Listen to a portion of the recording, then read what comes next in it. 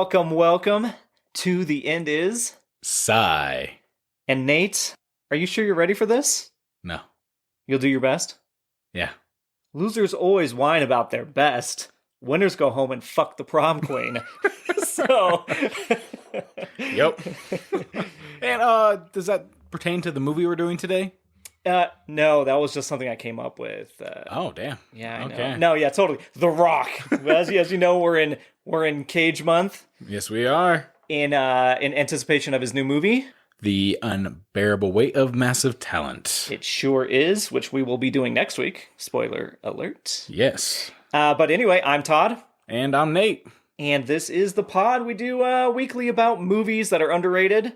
At least we deem them underrated. It's our own system. We will never give away the secrets. It's our secret recipe. Yeah. And we have contracts. When we die, it goes to the grave with us. Exactly. And then we also pair 3 themes with them. And what are we doing this week? This week's themes are Alcatraz. Yep. We got Escape Artist. Sure do. And Bomb Defusing. Yep. Or Disposal. It's kind of a little bit of both. Yeah. Yep, that is them, and we will get to those first, and after that, we'll talk about the movie for the last half. But before we get into that... Oh, yeah. What happened this last week? For you. Well, I made meaning out of the meantime. Oh, shit. Oh, no. And you got a haircut. Yes, I did. No frosted tips, to my dismay. Well, I took my photo, obviously, because I got my new license. Oh, is that why you did And so my hair looked ridiculous for that. So now, people I'm sure are going to look like, what the fuck is going on?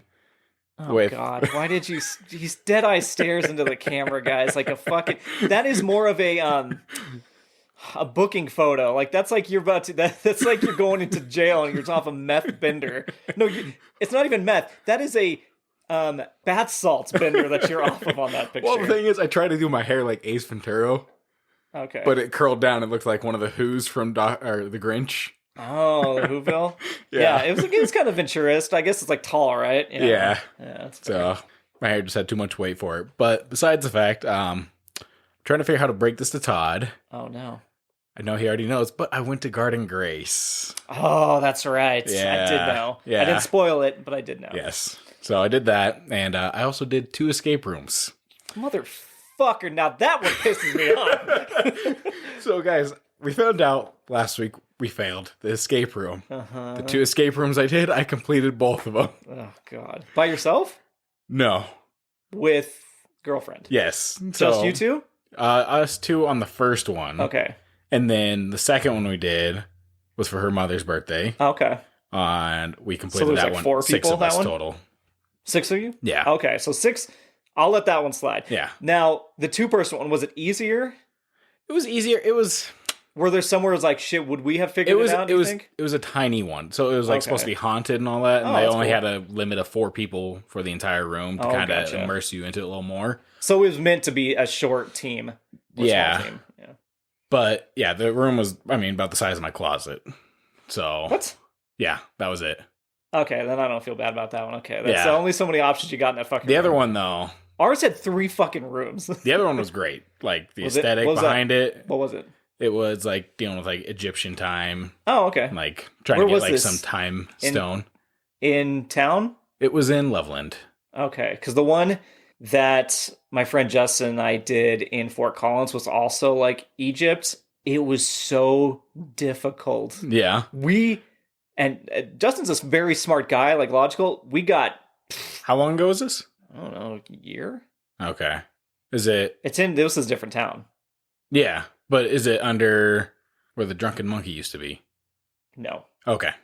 We're not talking about the same one. Yeah. No, this was Escapeology, maybe? Okay. Yeah. The one I went to is Time Emporium. No, never even heard of that one. Yeah. Okay. They ended up buying out the one in Fort Collins as well. Oh, so, wow. Yeah. Gotcha. But yeah, it was really good. They did a great job of immersing you into it. Because you walk in. So they have to do the stilted speech where like he did the speech, but like the guy was really good. Like what he did about it, like he was into it actually. Okay. And we only used 2 clues on it. That's awesome. So I was kind of happy about that. But you walk in and they just flooded the room with sand. Oh, that's fun. So I was like, oh wow, this is already like immersing you into it. How do they get that out? They probably have to sweep it all out. Jesus.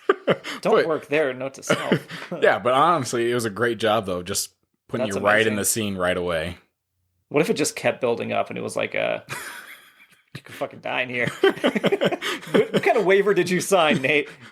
There was no waiver for that one, actually. Really? Yeah, I was kind of surprised. For a thing that actually has interactive in sand? Yeah. You could... Yeah, so... Did you have to dig in the sand to find things that it covered up? Like, did you see stuff and then have to uncover it? Or is it nothing for the floor? There's part of it, yeah. Oh, okay. So you don't want to give away their secrets. I don't want to give away... That's what they thrive on as escape rooms. Jaime wants to hear. Yeah. The Heim dog has been... we're trying to exile him to the outside of the room so he doesn't interfere so much, but we left the door open and he just walked in with his dinosaur because he's very interested in this conversation. Yes. So yeah, that was kind of it for me. What about you?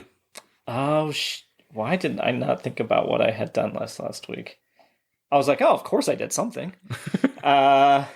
Do you know of anything I would have done? I don't know. I didn't see you this weekend at all. Oh, yeah. No, I did chores. Oh, no. I mean, it's not a bad thing, though. I adulted. Yeah. I played a lot of Elden Ring. Okay, nice. I have gotten to the quest where it says, you are going to be the Elden Lord. Go become the Elden Lord. So now I'm on the final quest. Like, I've done enough other stuff and powered up and done found things where it's like, go finish the game if you'd like. Okay. But I'm a fucking OCD. I'm all over the place. Well, yeah, I mean, random. Those are one of those grind kind of games. Yeah, if you want them to be, yeah. Yeah. People that do it in like an hour, impressive, but you cheated. You go fuck yourself. Yeah, so anyway, I did that for, that was my Sunday. Saturday I did get a lot of stuff done that I've been putting off. I still have not done my taxes, and I know apparently the deadline, I've never not done them like the last week of January, first week of February. I've just not done them.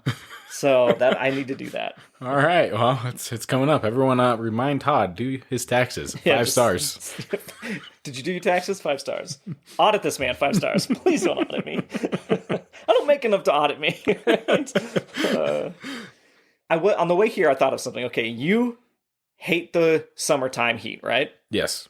And I hate the winter. Yep. So we don't usually agree on weather. Mm-hmm. But I think we can both agree on something.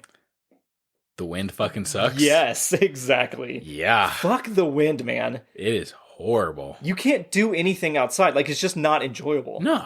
And we're not talking about a breeze. A summer breeze is great. Yeah, summer breeze, you can fly a kite. And this shit, no, your kite's getting destroyed. Yeah, go fly a kite, wind. That's what we have to say. Dude, it's been miserable. And so where I live, anybody that visits my front door knows it's like a wind tunnel.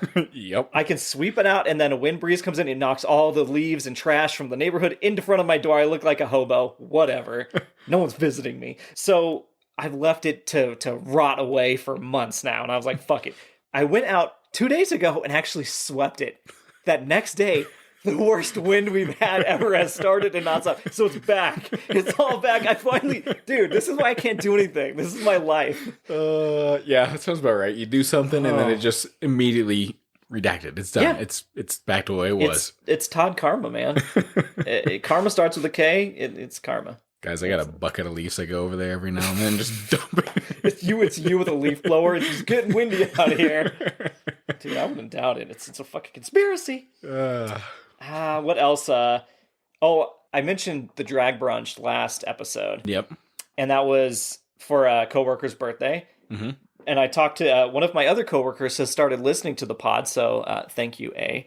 And, we use code names on this pod every now and then. Yep, we sure do. She, for some reason, would like to be called Nina. Nina. So, Nina, this is your shout out. Oh, it's not Nina with, there's no accent, so I don't think it's Nina, but Nina. I don't know why that's the name, but there's your shout out. What's up, Nina? He kind of did a Nina in there. He got to do an accent. But that's all the news I have. It's all right. Very boring and a lot of ranty, but hey, welcome to the pod. Exactly. Is that it? Should we get into the themes? Yeah, we shall get into the themes. I think there's an echo in here. Yeah, exactly. You know what is actually bothering me still, and I'll let this stay in the pod, is my intro was so stilted. I was like, welcome, welcome. And then I went for the quote. It didn't seem like it had enough energy, so I'm just going to leave it, though. We're not re-recording it. No, it's too late. It's too late now. I think it's one of those, we've done it enough times to where we're like, all right, well, It's there. There's no point in going back. No. God, we've already given up. Try to repeat this conversation? Yeah, not going to happen. Recently, one of the podcasts I listened to had an issue where they lost half their episode. That's our worst nightmare. I mean, kind of had something like that, but not fully lost it. Suicide Squad. What happened there? We re-recorded that one. Oh, that's right. But why? Because the first take was not up to your standards. My standards? You always would have put it on me. I think we both agreed. If we had redone it, you must have not been happy enough with it as well. Guys, I don't want Todd to yell at me. Shut the fuck up. Now you're going to get yelled at, you bitch. All right. Yeah, theme 1. Alcatraz. Fucking pod prison you're putting me in over here, okay? I did realize we spoke about prisons in episode 2. We did, yeah. Can you tell me anything we talked about? I talked about slang. That's right. Yeah. And I think I tried to talk about the toilet drink, the hooch that they make. You were trying to figure out the name of what it was. I think it's hooch. That episode we redid. Either way, I'm not positive. By the way, all these themes, I was like, don't look at my search history. Like, you think about it, bombs, prison, escape artists. It's so bad. I was only worried about the bomb one, but yeah, you're right. They all just intertwine with one another. They're like, if we trace back, we can see what they were planning here. Yeah. Nothing that goes off is our fault. We're going to drop a bomb on this pod. Oh, what's that? Not supposed to call me out on that. I don't have anything. I'll get back to you. No, I don't have it. Okay, well, what do you have for Alcatraz, aka The Rock? Yeah, a little bit of slang there for that. Yep. So not too much, obviously, the island of San Francisco. Yep. And I got more of, not so much the history, but one of the escapes that happened there. Oh. Yeah. Should we start with some history? Yeah. Or facts and then go to escapes? Yeah. You sure? No? Okay. Yeah. Okay. Okay, I'm giving him a look just because I'm pulling up the site. Okay, I'm good. Let's go with the facts. There actually were no confirmed prisoner escapes from Alcatraz. Yep, that is true. So I know which one you're probably going for, though, because it's not confirmed is the key word. Yeah, well, there was a total of like 36 people that tried to escape. Yeah. And one of them where they're like, oh, we didn't find the body, but presumed them dead. And then happened with another set of 3 people as well. Yeah, because it's all like they figured with it being an island and it's a big swim to the to shore, which people do for like sport now. But they're like, if you're maybe malnourished or you've been locked up and you're not training for this. So if you escape, you manage to actually get to the edge of the island and swim. They were like, no, they're not going to make it to the other side.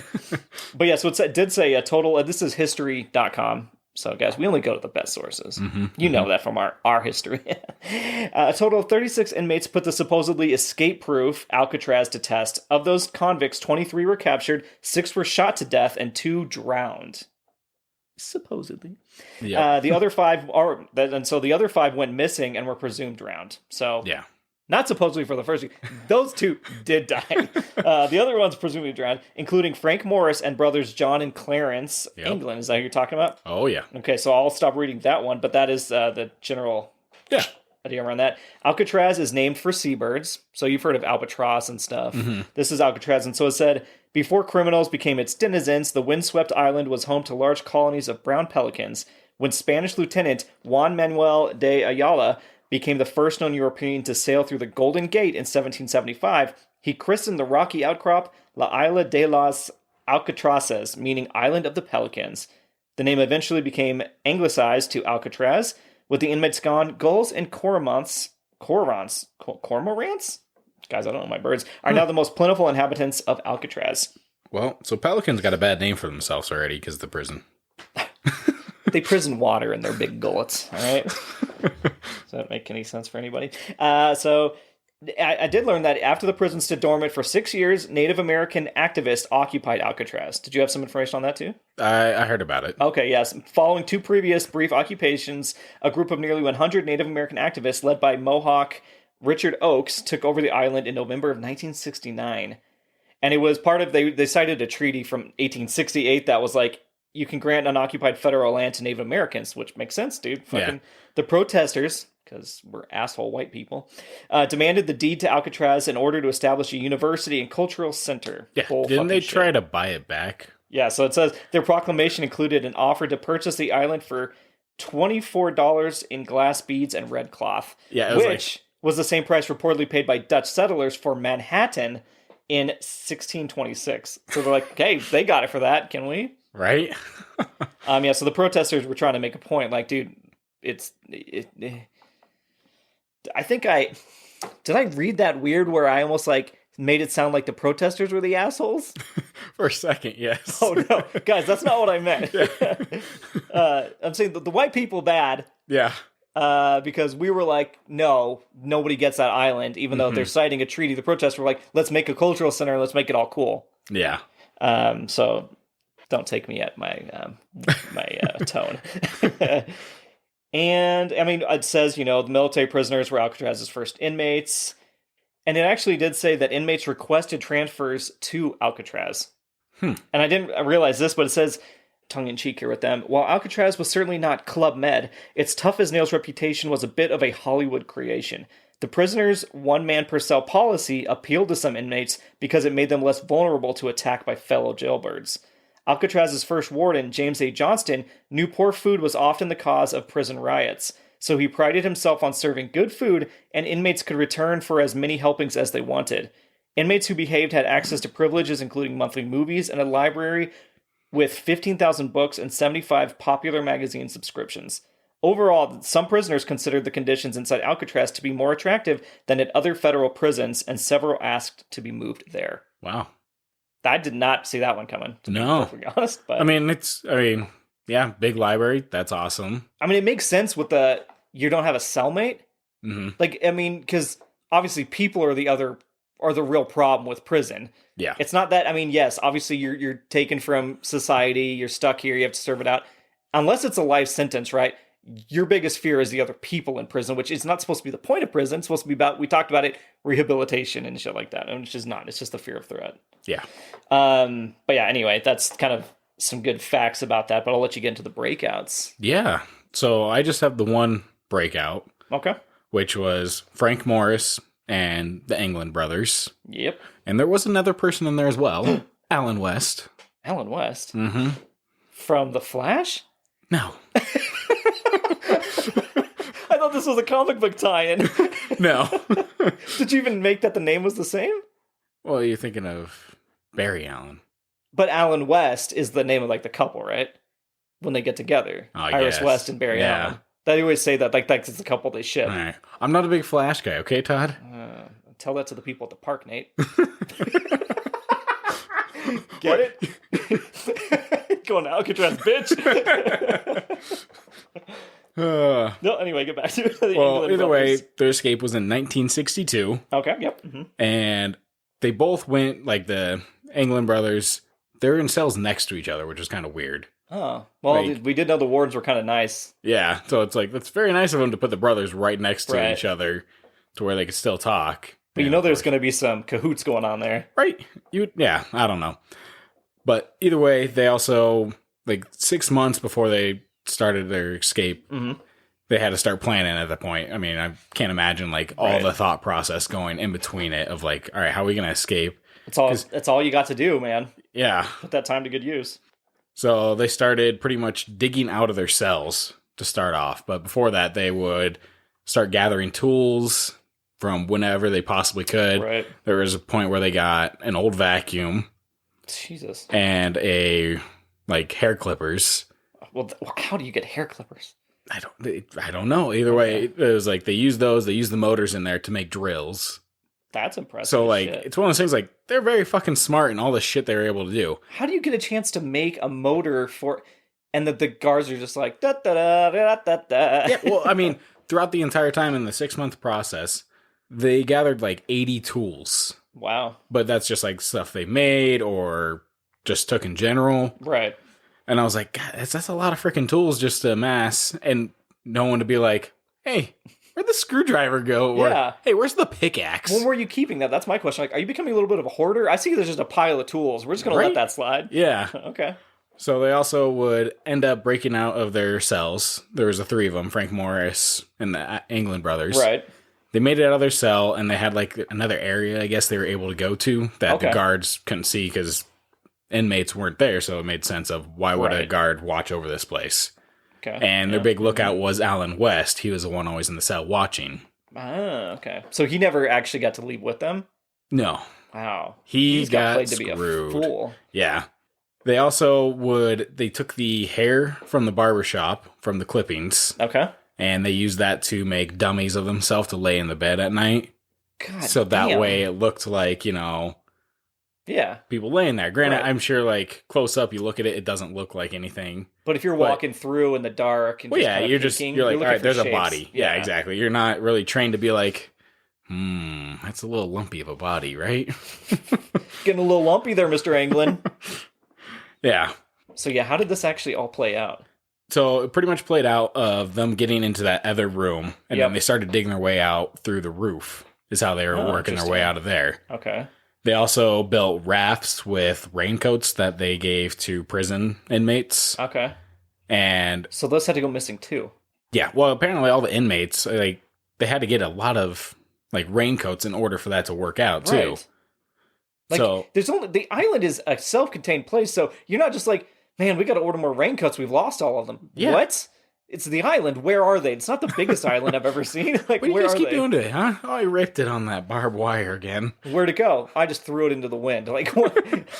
Okay. I forgot it out in the yard. I'm sorry. Okay, well, this is your third one. No more. The amount of things that had to go right for them, and the guards to just be too dumb to look into. Oh yeah, exactly. So finally, after they got into the other room, they escaped out of the roof. They were able to break their way out through there. Right. They had to climb down the drain pipe, and then from that drain pipe, they would be able to escape over the fence. But during the fence was the big thing. Yeah, but during that entire time, Alan was stuck in a cell still because he never broke through the part that they all broke through. It was some great thing in each cell. I can see that. You can imagine the panic. And so apparently there was a point where Frank would come back and help him on the other side, because as soon as they broke through the ceiling of the roof, they decided that's the night they're going to go as soon as they broke through, rather than waiting another night or anything like that. So how did he not get out of his, but they were all in the other room? Because he was a lot of the time, he was the watch. Oh, so he didn't get to work on his part as much as they did. That exactly. Makes sense. Okay. And then he was also making the dummies for them. Dude, he did all the work. Yeah. So, oh, no. But the thing is, when you think about it, okay, so they all escaped. They got down the drain pipe and they left. Alan finally made it out of his room cell. Uh-huh. And he got to a point where there was a guard all of a sudden on duty there. And the guard would not, I guess, leave his site, leave that area or anything, so he couldn't get by. So he ended up going back to his room and waiting the next morning for, the alarms to sound. Oh, jeez. And apparently they also left him a raft. Oh. Afterwards. One of the Anglin brothers. Right. He went back to help him once. And then he's like, I'll go back and check on you in a sec. How awkward would that be? I'll be back. Walk away, and then... We are inmates. I'm out of here. Are you coming back? What's going on? You don't trust a goddamn one in there. Yeah. So, obviously, the whole thing is they escaped. We don't know if they lived or not. Right, they just found their possessions floating, but not bodies. Yeah. Yeah, that's a little suspect. But at the same time, this is all through Alan's story. This is his story that he concocted. You don't know if it's true or not, too, because... But they would have confirmed that they never found him, right? The Alcatraz inmates, they'd be like, we never actually found the bodies. That has to be backed up by fact on that end. Well, yeah, but everything as far as the story goes, right. Escape. Yeah, who knows if he actually had a chance to escape, or he was like, no, I'm going to stay. Actually, you would think if you saw one guard and you had your chance to escape Alcatraz, you might just go attack that guard and knock or do whatever to get the upper hand, and just at that point, instead of being like, well, I'm just going to go back. Is he a lifer? Yeah, I don't know. But still, of course, this is kind of another case, DB Cooper, where no one knows if he's alive or not, or if they were alive or not, they survived. But I guess people said that their family got a photo of them in Brazil, living it up, apparently. Wow. I want to say good for you for escaping, but I don't know what they did to get in there. So it's I can't it feels like a misdemeanor. I think it was just robbery is what it was. For you. Because there was actually one point where they tried to rob a bank with a toy gun. Oh, and then they put him in Alcatraz? So It's not for the most hardened of criminals. No. It's just it was more like a statement. Exactly. Prison. And that leads me directly into mine. my article on history.com. This is where I got all my information, Alcatraz. And it is the 7 infamous Alcatraz inmates. Okay. And the Hopi 19, so that's, that counts as one, apparently. That was in 1894 when Alcatraz was still operating as a military prison. The U.S. government arrested 19 Hopi men, which I hope I'm saying that right. Not pun intended, but I think it's Hopi, not Hopi. Yeah. Hopi. They arrested 19 Hopi men for refusing to send their children to American assimilation boarding schools, almost 1,000 miles away from their reservation in Orabi, Arizona. From the late 19th century well into the 20th, the federal government, following a policy of, quote, save the men, kill the Indian, which is insane, mandated that indigenous families ship their children to distant boarding schools designed to erase their cultural and spiritual heritage. To, quote-unquote, Americanize the youngsters, officials cut their hair, dressed them in Anglo clothing, gave them American names, and forbade them to speak in their native tongues or practice their faith. Children were often forced into labor, mistreated, and abused.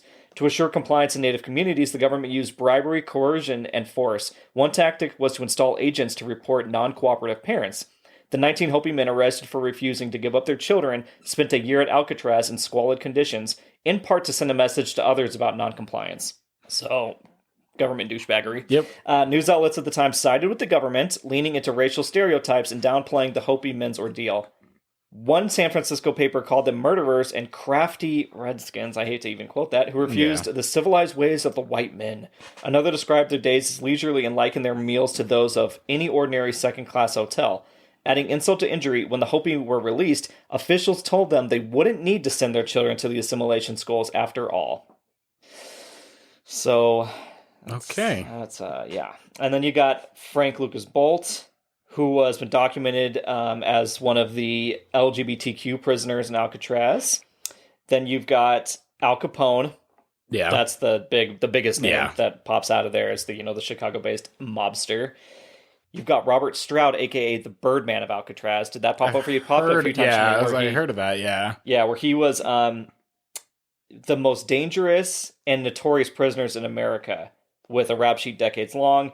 He went into the penitentiary system more than 30 years earlier before Alcatraz, and over the next 30 years often was relegated to solitary confinement, where he became a self-taught ornithologist, studying the drawing and breeding of canaries. And then they eventually made him give up he couldn't have birds with him and all that stuff, but he was depicted in the movie Birdman of Alcatraz in 1962, starring Burt Lancaster, but apparently it's very fictitious because he didn't have birds at that point. Yeah. So anyway, the final two are Robert Lipscomb and Ellsworth, quote, I don't know my quote, nicknamed Bumpy Johnson. Bumpy Johnson. Yeah, he's an infamous Harlem crime boss. That was another of the many oft-overlooked black inmates housed on the Rock. So there's nothing in there about why he's called Bumpy Johnson? Not in this, no. Okay. I don't think that was the focus of this one. All right, that's fair, But it also says, for Bumpy, that he helped the Anglin brothers during their infamous 1962 escape, providing the boat the brothers used along with Frank Morris to escape the island. See, now there's a boat, apparently. But I mean, but they could just say boat, but it could be the one they created. Like, he helped build that one, maybe. Yeah. Like, you're probably going to have more than them building all this stuff, right? So I think they probably crowdsourced their escape. One of those where, the inmates, if we break the system, show that people can escape, they're going to obviously get rid of this prison. Right. Or, no one had the thought of, guys, if one of us escapes, you think they're going to lock down even more? Yeah, now we get more restrictions. Yeah. Say goodbye to our 15,000 books in the library. Right? I mean, basically, that's what I would assume happened. Yeah. Is that every time somebody does something, they close down that route. Right. That room that they chiseled out of the roof or whatever is gone. Now they're not going to let you go in there anymore. Yeah. They're going to not let you take raincoats. Everything gets that, or there's going to be a nightly routine to make sure it's actually you in the fucking bed. Right. So now it's a race to be the first one to escape. That's basically all. They're all who's doing it first? Who's going to get out? But anyway, I think that wraps up our Alcatraz chat. Yeah. Should we move into number 2? Yes, we shall. Which is? Escape into the next theme. So I was ready for you to give me the theme, not the transition that we shall escape to escape artists. Which is very hard to Google, the movies, I should say, because there is an escape artist production company. I could not get it to tell me escape. It is very hard to get around it too as well, because I type in escape artist and it starts popping up with escape rooms and all as well. It was... Yep. Yeah. And I mean, obviously, the biggest figure in all of it is Harry Houdini. Exactly. Yeah. The man himself of the notorious escape artist. I had a list of 7 top escape artists. Ooh, okay. And out of the 7, I was like, okay, I recognize 3 of them, and that's it. Though. Interesting. Okay. So at 7, we got Anthony Martin. Never heard of him. So Anthony Martin is a professional escape artist known for his amazing underwater and skydiving escapes. How do you escape skydiving? Probably, they lock him up jacket or something like that. I can imagine with that. All right, I'm going to put you in a straight jacket. I'm going to kick you out of this plane. Good luck. Basically, right? Yeah. Is there anybody? How was he recent times? Could they film that shit? Let's see. It was because that would really be word of mouth. You can read about his secrets to cheating death in his book "Escape or Die," which released in 2013. Oh, so yeah, he's recent. Yeah. Okay. Number 6. I'm sure you know David Blaine. Yes, I know David Blaine. Yeah. Can't stand David Blaine, but I understand it. Yeah. It's weird because a lot of them are magicians. Yeah. And then they try to do, escape stuff. They weren't traditional escape artists. That was their whole shtick. Yeah. Yeah, because did you ever see that viral, those videos where the 2 guys are harassed by David Blaine? David Blaine, quit messing. No, David Blaine. No, when he's check your phone. Or no, David Blaine, no. No. It's so good. Look up David Blaine, harass these 2 guys. It's very good. Because he'll stop and he'll look at the camera, almost Blue Steel. And all that. He's yeah. I understand, there's a whole presence as, that character. Right. Just be yourself. Don't fucking, do a character bit or anything like that. But he is somehow better than Chris Angel. Well. Is he on this list, too? Chris Angel's coming up. God damn it. He's not an escape artist. We got Robert Gallup. Robert Gallup, I haven't heard that either. He's known for his innovative performances, what he calls extreme magic. Okay. Gallup was the first introduced to the public eye in a television special called The World's Most Dangerous Magic during the 90s. Okay, I remember actually a lot of those specials on TV. Also, he did a skydive chain escape. Oh, so all right. I mean, I will say a lot of those magicians or escape artists, they do honor each other's work and just try to do it bigger and better. And Houdini did that a lot. Mm-hmm. They're at first and foremost, they are showmen. Oh yeah, because they need to get you to believe that this shit's real in the first place. Yep. So and then next we got Dean Gunnarsson. Okay. What did Gunnarsson do? Did it involve guns? Did he play into his name? Well, his career almost ended when he was handcuffed and shut inside a nailed coffin in the Winnipeg Red River. The stunt went wrong and he stopped breathing, but paramedics were successful in reviving him. Okay. Yeah. Okay. That's the biggest failure, is to die doing it. Yeah. Number 3, good old Chris Angel. How did he even beat Blaine? I don't even know. I don't know. I mean, he had his own TV show, so maybe he was more known. That's true. And obviously we all know lists are subjective on this entire pod. No way. It doesn't come down to the poor intern that was told to write this for clicks. I remember when I went to Vegas back in the day that Chris Angel was the big feature at the in Vegas at was it Luxor? Or? Yeah, the Luxor. Yeah, he was always they were giving away tickets. They needed people to be in that audience. Yeah, we went to Fantasy instead, where it's really hot chicks getting topless and dancing. It wasn't a strip club; it was just a burlesque almost. Okay. It was cool. And then you got to meet them afterwards. It was so cool. It was pretty cool. I met him with the old ex, so that was awkward, but still hot. And then number 2, we got Dorothy Dietrich. Dietrich? Okay. Yep. And holy fuck.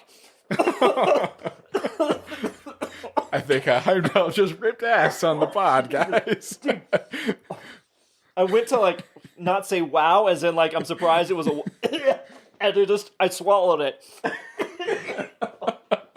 Wow, Heimdall. Oh, buddy, am I going to escape this gas chamber? Jesus Christ.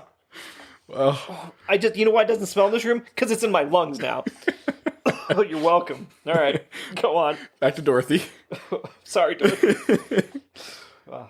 So she's the only female to ever catch a bullet in her mouth. That's what? Yeah. Is that really a thing, or is that I don't know. Sleight of hand? Right? I don't know. It has to be a sleight of hand. I can't imagine. Yeah. You only get one chance, and you can't practice it. Yeah. You're not catching a bullet with your teeth. Go fuck yourself. Although I'm great that she is known as that, because that means she pulled it off so convincingly that they can't. Yeah. She was known as the female Houdini. That's amazing. Why? Of course, we haven't heard, and that's not fair to call her the female Houdini. It is just Dorothy Diedrich. Right? Mm-hmm. And then, of course, number 1, Harry Houdini himself. Yep. The one who pretty much started it all. Like, I can't imagine him starting like, you know what? This sounds pretty fucked up. Put me in some chains. Let's see if I can escape it. But that kind of is the whole thing. Like that, it is. That is what he did. Yeah. But it's just weird, like everyone else now. All right, how do we top that? Oh, yeah. I was thinking about escape artists. Pretty much it's just repetition. It's like, all right, how many times can I undo this lock? Right. You have to get real crafty with what you're doing. It's a lot of tricks and deception, obviously. Yeah. But that's where you said the whole showmanship. Like, they have to make it believable, like, oh, this is dangerous, which it is. Oh, yeah. A lot of these were actually dangerous. Yeah. But at the same time, the repetition that they did it, where I'm sure they made it down to the T where, like, oh, if I just get it right at the end of the timer, it'll look even better. Right. So timing, I wonder if they have an internal clock in their head just going constantly. Oh, yeah. It's, again, it's practice. Yeah. And so I did go on the kind of Houdini rabbit hole. Okay. And so let me just read. This is from the Smithsonian website, so we should be able to trust them more than anybody. You're coming up with some sites today, Todd. That's what I'm saying. That's what I'm saying. So it says, Harry Houdini is most often remembered as an escape artist and a magician. He was also an actor, a pioneering aviator, an amateur historian, and a businessman. Within each of these roles, he was an innovator and sometimes an inventor, but to protect his illusions, he largely avoided the patent process, kept secrets, copyrighted his tricks, and otherwise concealed his inventive nature. A 1920 gelatin silver print by an unidentified artist resides in collection of the Smithsonian's National Portrait Gallery. It depicts Houdini at his most theatrical, wearing makeup and facing the camera with a calculated, mysterious gaze. So check that out if you go to the Smithsonian website. Yeah. They show it here. And I kind of pulled out some different pieces from this. It says some of his most famous stunts were adaptations of other magicians' ideas. Kind of like we said, like he was like, what can I do to make it better? A British magician, Charles Morritt, had invented a trick for making a live donkey disappear on stage. Houdini paid Morritt for the global rights to the trick and found a way to make it bigger and better. He introduced it using an elephant. John Cox, an author about magicians, like a famous author that writes about them, said, "We still don't know how he did the elephant trick. That is magic. He takes some old reliables and find a way to make it special. He would Houdini-ize these more common feats of magic. His mind was always innovating, always inventing."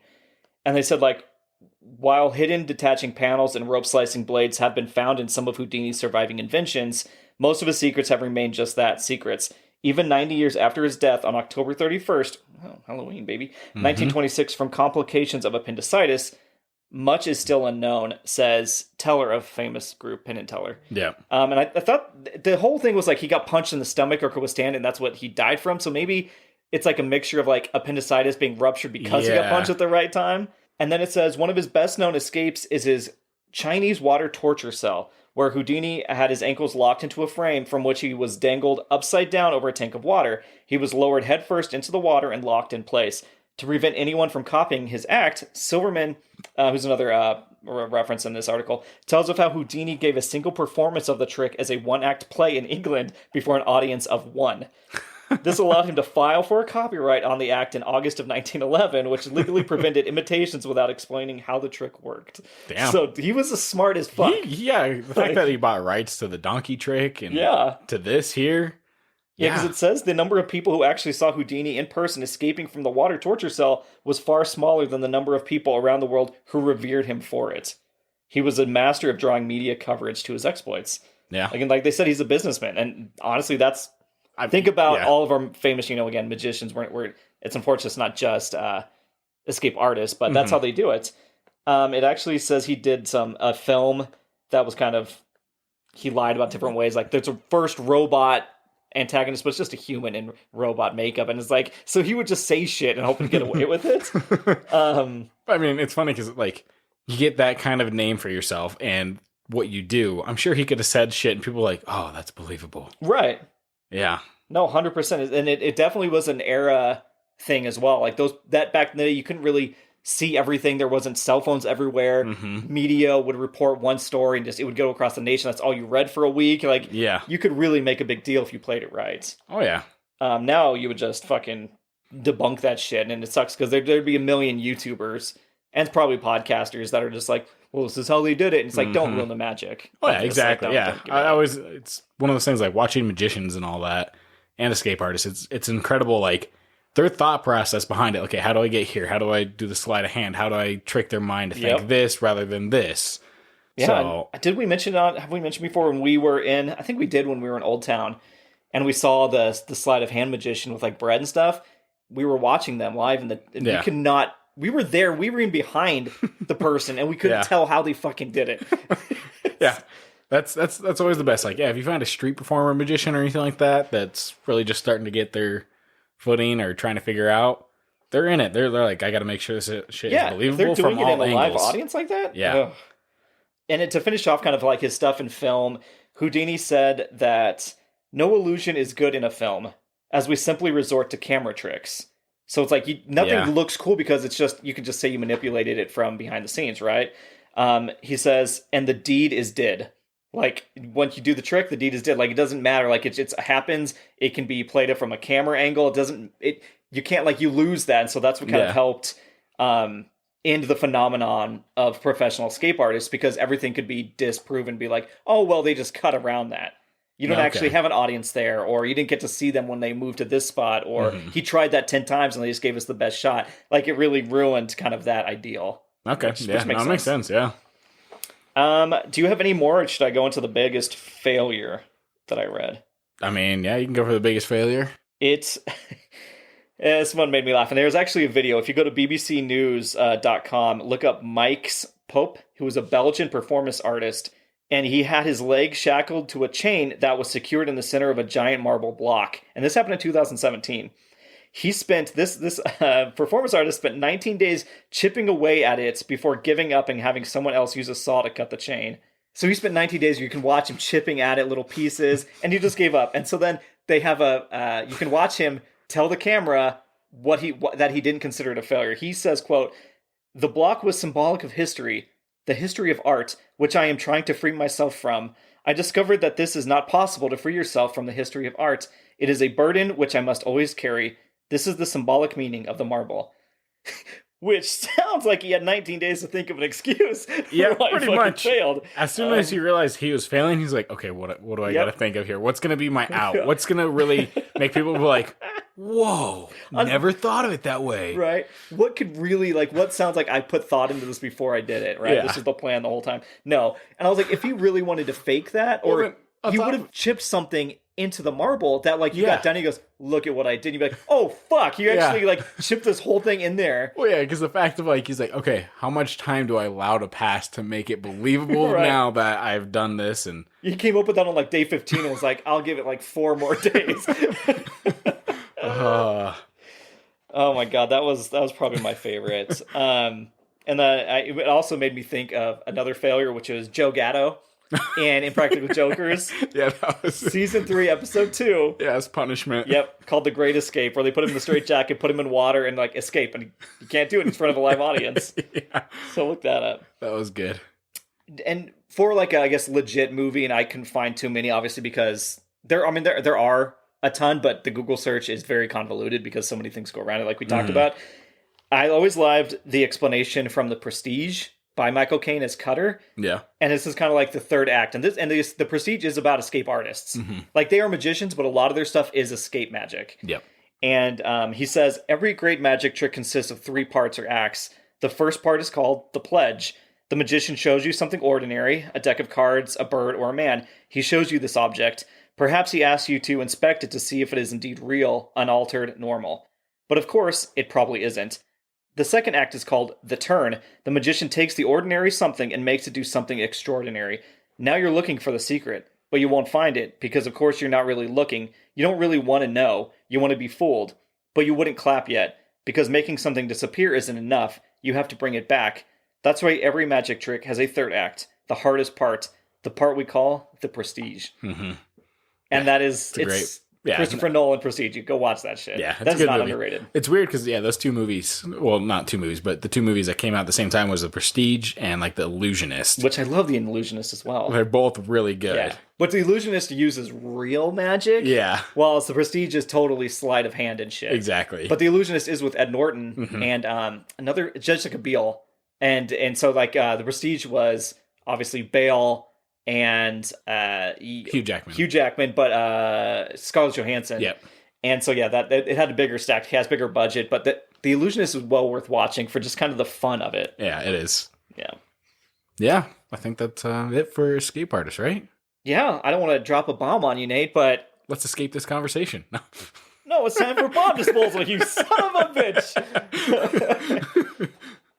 Really blew up my spot. That was not planned ahead, guys. It was pretty bad. No, there was a time that Heimdall blew you up over there. Yeah, and I told you, dude. You dropped a bomb, man. That was... God. Oh, I don't want to think about it, because it's like... Am I still breathing? Like, is it in my lungs? How quickly does something, like, get filtered? So, yeah. Bomb defusal or... Quit chewing on that dinosaur, you punk. Yeah. Oh, yeah, so anyway, what were we going to say? So bomb defusal or bomb diffusion. Or disposal. Yeah. So I wasn't sure. I was like, I'm sure there's going to be an actual, like, correct term or whatever. Is there one? And, well... Because that's what I have to use when I write the episode. So what I got is EOD, which stands for Explosive Ordnance Disposal. Yes, that is the official, like, classification of that. Yep. Yeah, because when I texted Tom, I was like, bomb diffusion. Yeah, that's a category, right? Yeah. We're just like, well, it's because people are diffusing bombs in movies. Yeah. Yeah. Didn't know what it actually, like, was called. No. Well, and that's the thing is, like, they do say that they're not meant to really diffuse, quote unquote, or, explode safely. They're there to make it inert. Mm-hmm. Do whatever you can to just make sure it can't even function what it's supposed to do. Yeah. And, I mean... That is a black and white scenario, but we know that bombs are tricky and they're all different and it depends on the maker. Well, yeah, it's always, like, the movie's always depicted as, cut the red wire, cut the blue wire. Right. That's all it really comes down to in movies, but there's so much more to that than what it actually entitles to. Granted, I couldn't find anything because I know there's all classes on it. Right. Where you can't take our word for any of this. So, like, hey, here's what to do, guys, on defusing a bomb. To teach them how to defuse them. I never went into this thinking you did like that. No. Oh, man, no. What is funny is reading some of these articles, it actually comes down to spraying jets of water. Yeah. That's how you defuse most bombs. All right. And, like, did you read any of that? No, I didn't get to that. Well, because I got into, like, the whole bomb disposal robots. Okay, yeah, I saw that was one of the things that came up. One of the things I looked up was, according to the U.S. Air Force, so airforce.com, I was like, oh, what's the qualifications? Like, I wasn't sure if, like, you had to go to, like, college or what it was. Right. So, qualifications, according to airforce.com, which the first one I was like, really? Height must be no less than 62 inches and no more than 80 inches. What does that equate to? So, 62 inches is going to be 5'2". Oh, okay, I made it. And then 80 inches, oh gosh, doing math here, guys. I can't even begin to tell you what it is at all. Like, I'm not even willing to break down one of those. I'm just going to bring out the calculator here. You could have just lied to them. I would have built your lie up. Look at, he's doing it with an abacus. Or is that what it is? An abacus. I was thinking of albatross and Alcatraz. An abacus is a prison calculator. Okay, so 80 inches is 6.6, so about a little over 6.5 feet. Okay. That's pretty much where I am, so. Oh, yeah, totally, yeah. Which I thought was weird, just having, like, a height requirement. Yeah, I wonder why. Like, over and under. Is it because, like, you have to maybe... I guess if you're too short, then if the bomb is placed up high, you're just fucked, right? Like, it has to be probably what a normal height would be. And if you're too tall? Right. If it's placed down too low? But you could get to that. The short guy can't get taller. The tall guy can get shorter. But there's a limit to the height. 80 inches. If anyone's over... But I mean, yeah, probably you're looking probably do the average height of a human being. You're going because then the average height of the bomb maker would need to be matched, right?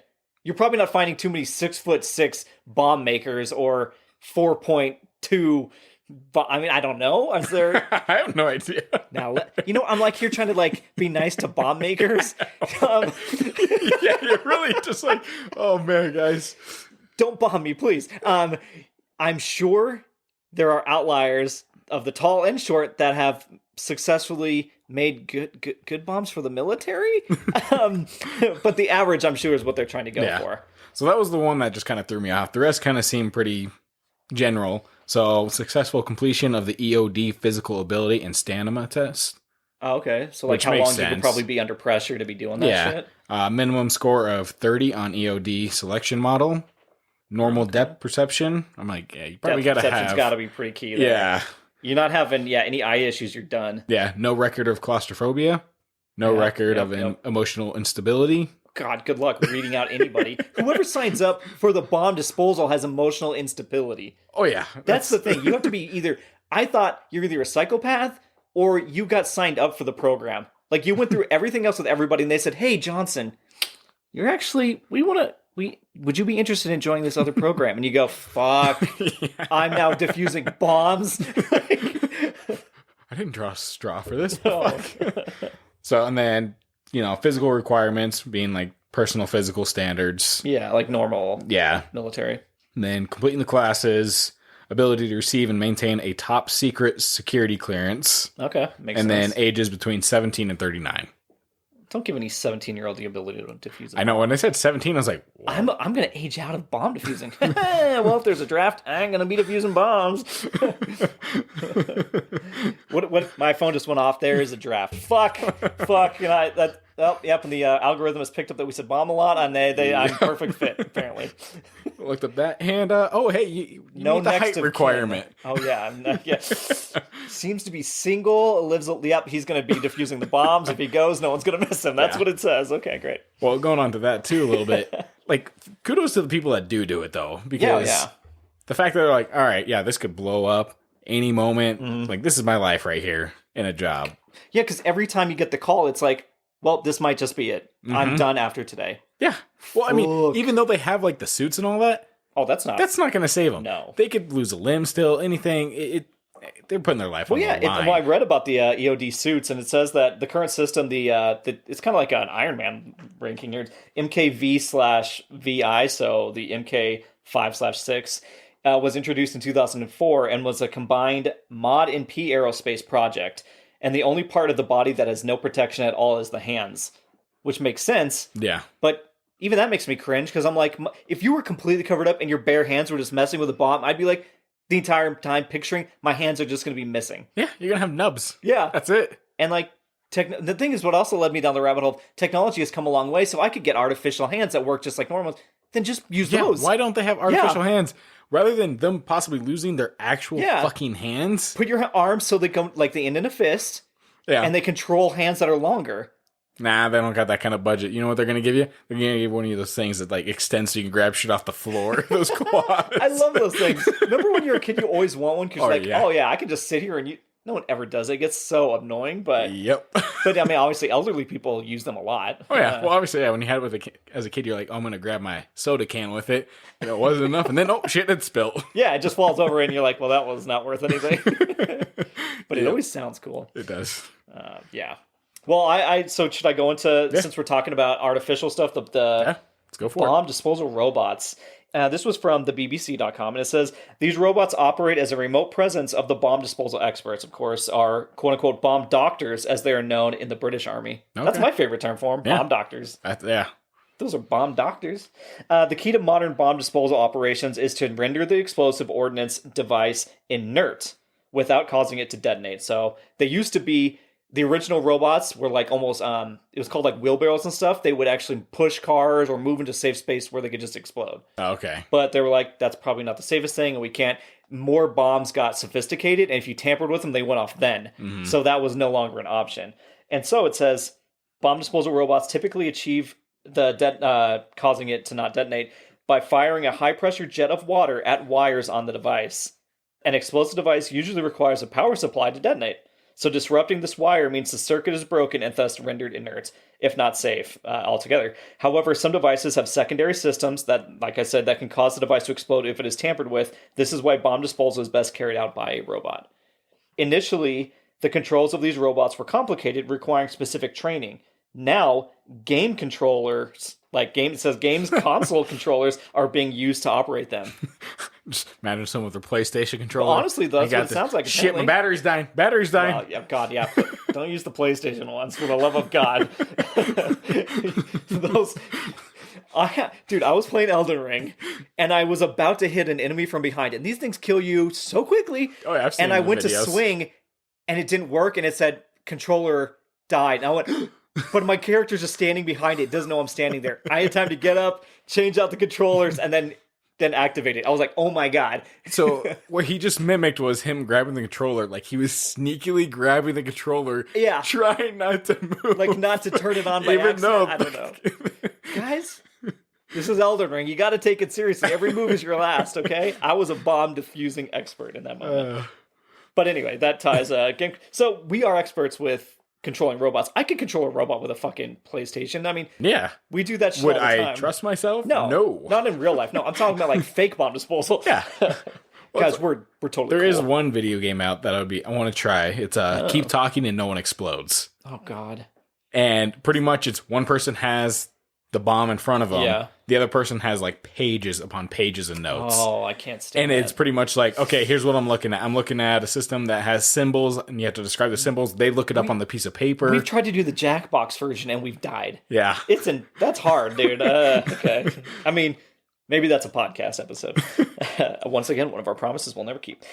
So it does say that the prerequisite in such high-pressure environments is to make the controls as intuitive and as simple as possible, which makes total sense. Mm-hmm. You can put in very sophisticated functionality, but it needs to be operated by a typical layman and not a roboticist. It would literally be like a joystick or game controller.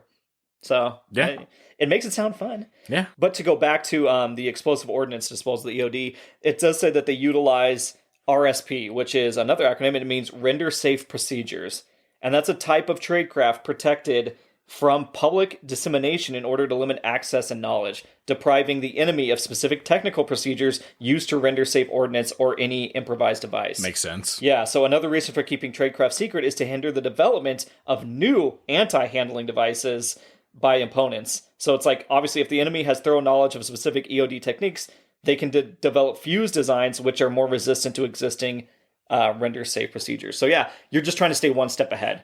Yeah, well, it makes sense. I mean, that's the whole industry, I feel like, bombs, because someone develops something, you got to figure out a way around it, or a way to stop it before it happens even. Yeah. So it's weird to think like, oh yeah, you may develop a way to stop a certain bomb that's not even been invented, but at the same time, you let that information get out, then it can be. It's right. Yeah. We see that. I mean, obviously a lot in the military, there's a lot of black ops, because the minute you give them any plans of how you do stuff, then they can counteract them. Yeah. You're always just trying to keep them in the dark. I did see some cool pictures, like when I was looking at the suits and robots of bomb containment chambers. It looks like small versions of cement mix trucks, but they're like top-of-the-line gas-tight chambers that can withstand multiple shots while remaining able to contain chemical, biological, or radioactive agents. So these things are like legit. These are thick motherfuckers. If you can get a bomb in one of them to explode, then good for you. Right. I was just thinking of like Monsters, Inc., where they have like the little diffuse, like they have the little dome that they put on top of the sock and blow it up. Oh, that's right. Yeah. Speaking of the movies, I did look up the top 10 best movie diffusing scenes of all time. Okay. And this is from WatchMojo.com, which you'll probably see before movies. WatchMojo.com. Is Hurt Locker on there? It is. Have you seen Hurt Locker? I know of it, but I haven't seen it. Like, dude, it's so I've good. I've seen bits and pieces here. Jeremy Renner. And it was Catherine Bigelow who directed it, won her Oscar, first, I think, female director to win. Okay. And she won right in front of James Cameron, her ex-husband. Oh. Suck it. Yeah. Do you have Hurt Locker information to talk about, or no? You're just talking about, okay, so that is on this list. I'll let you guess which number it is. But out of 10, so Blown Away in 1994 is on the list. The Abyss, which I've told you need to watch, with Ed Harris, who is in the movie we're going to talk about, is on this list. Number 8 is The Rock, the sarin gas chamber, which we will discuss. Number 7 is Mission Impossible Ghost Protocol. If you want to jump ahead, this is going to be some spoilers, obviously. Yeah. So jump ahead a few minutes if you want. Yeah, that'll be safe. The IMF team is frantically racing to stop the enemy from launching one that goes to San Francisco. So that, hey, that aligns with the movie we're talking about. But Ethan Hunt finds himself in the midst of a thrilling car chase, and then the climax just keeps building with one exciting development after another. And then at the very last second, he is able to hit the thing and stop the bomb. Mission completed, and he has the it says the mission accomplished. Yeah. Secondary Protocol, which is Armageddon in 1998, and that's the obviously famous Bruce Willis, Ben Affleck scene. Where a Michael Bay film, which we are doing a Michael Bay film. Because there's a lot, dude. He's There is the Explosive Fail in Lethal Weapon 3. Then you've got The Peacemaker with George Clooney. Did you ever see that? Mm-mm. It's got Nicole Kidman. It's 97. So a lot of 90s did bomb movies. The 90s were filled with bomb movies. Because then you've got the 4 Gallons from Die Hard with a Vengeance in 95, which I love Die Hard with a Vengeance. Yeah. It is my favorite, probably Bruce Willis movie, is that one. Okay. And that one is with, obviously, Simon Gruber, and he plays all the games with them. Him and Samuel L. Jackson are in there. And I love, like, the weighing out the different gallons of the deep rock water gallon jugs or whatever. And you're trying to be like, well, if I pour this much in, it's a classic experiment that they make you do in, like, high school. Yeah. And it's like, can I remember to do it? Then there's 1964's Goldfinger, when there's only 7 seconds to spare because they always come down to the line.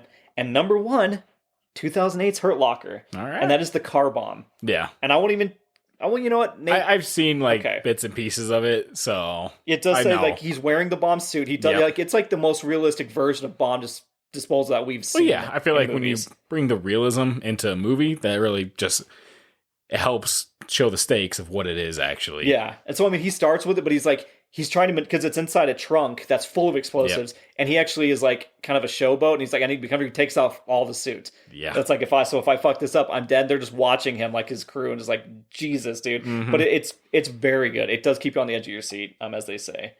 But yeah, so I would recommend most of those movies. I haven't seen Blown Away. I did listen to a podcast talk about it this week, which is crazy. So I don't fucking how the world aligns here, and I haven't seen Goldfinger itself. Okay. I've seen a lot of Bonds, but I've not seen that one. I'm not a big Bond guy, so.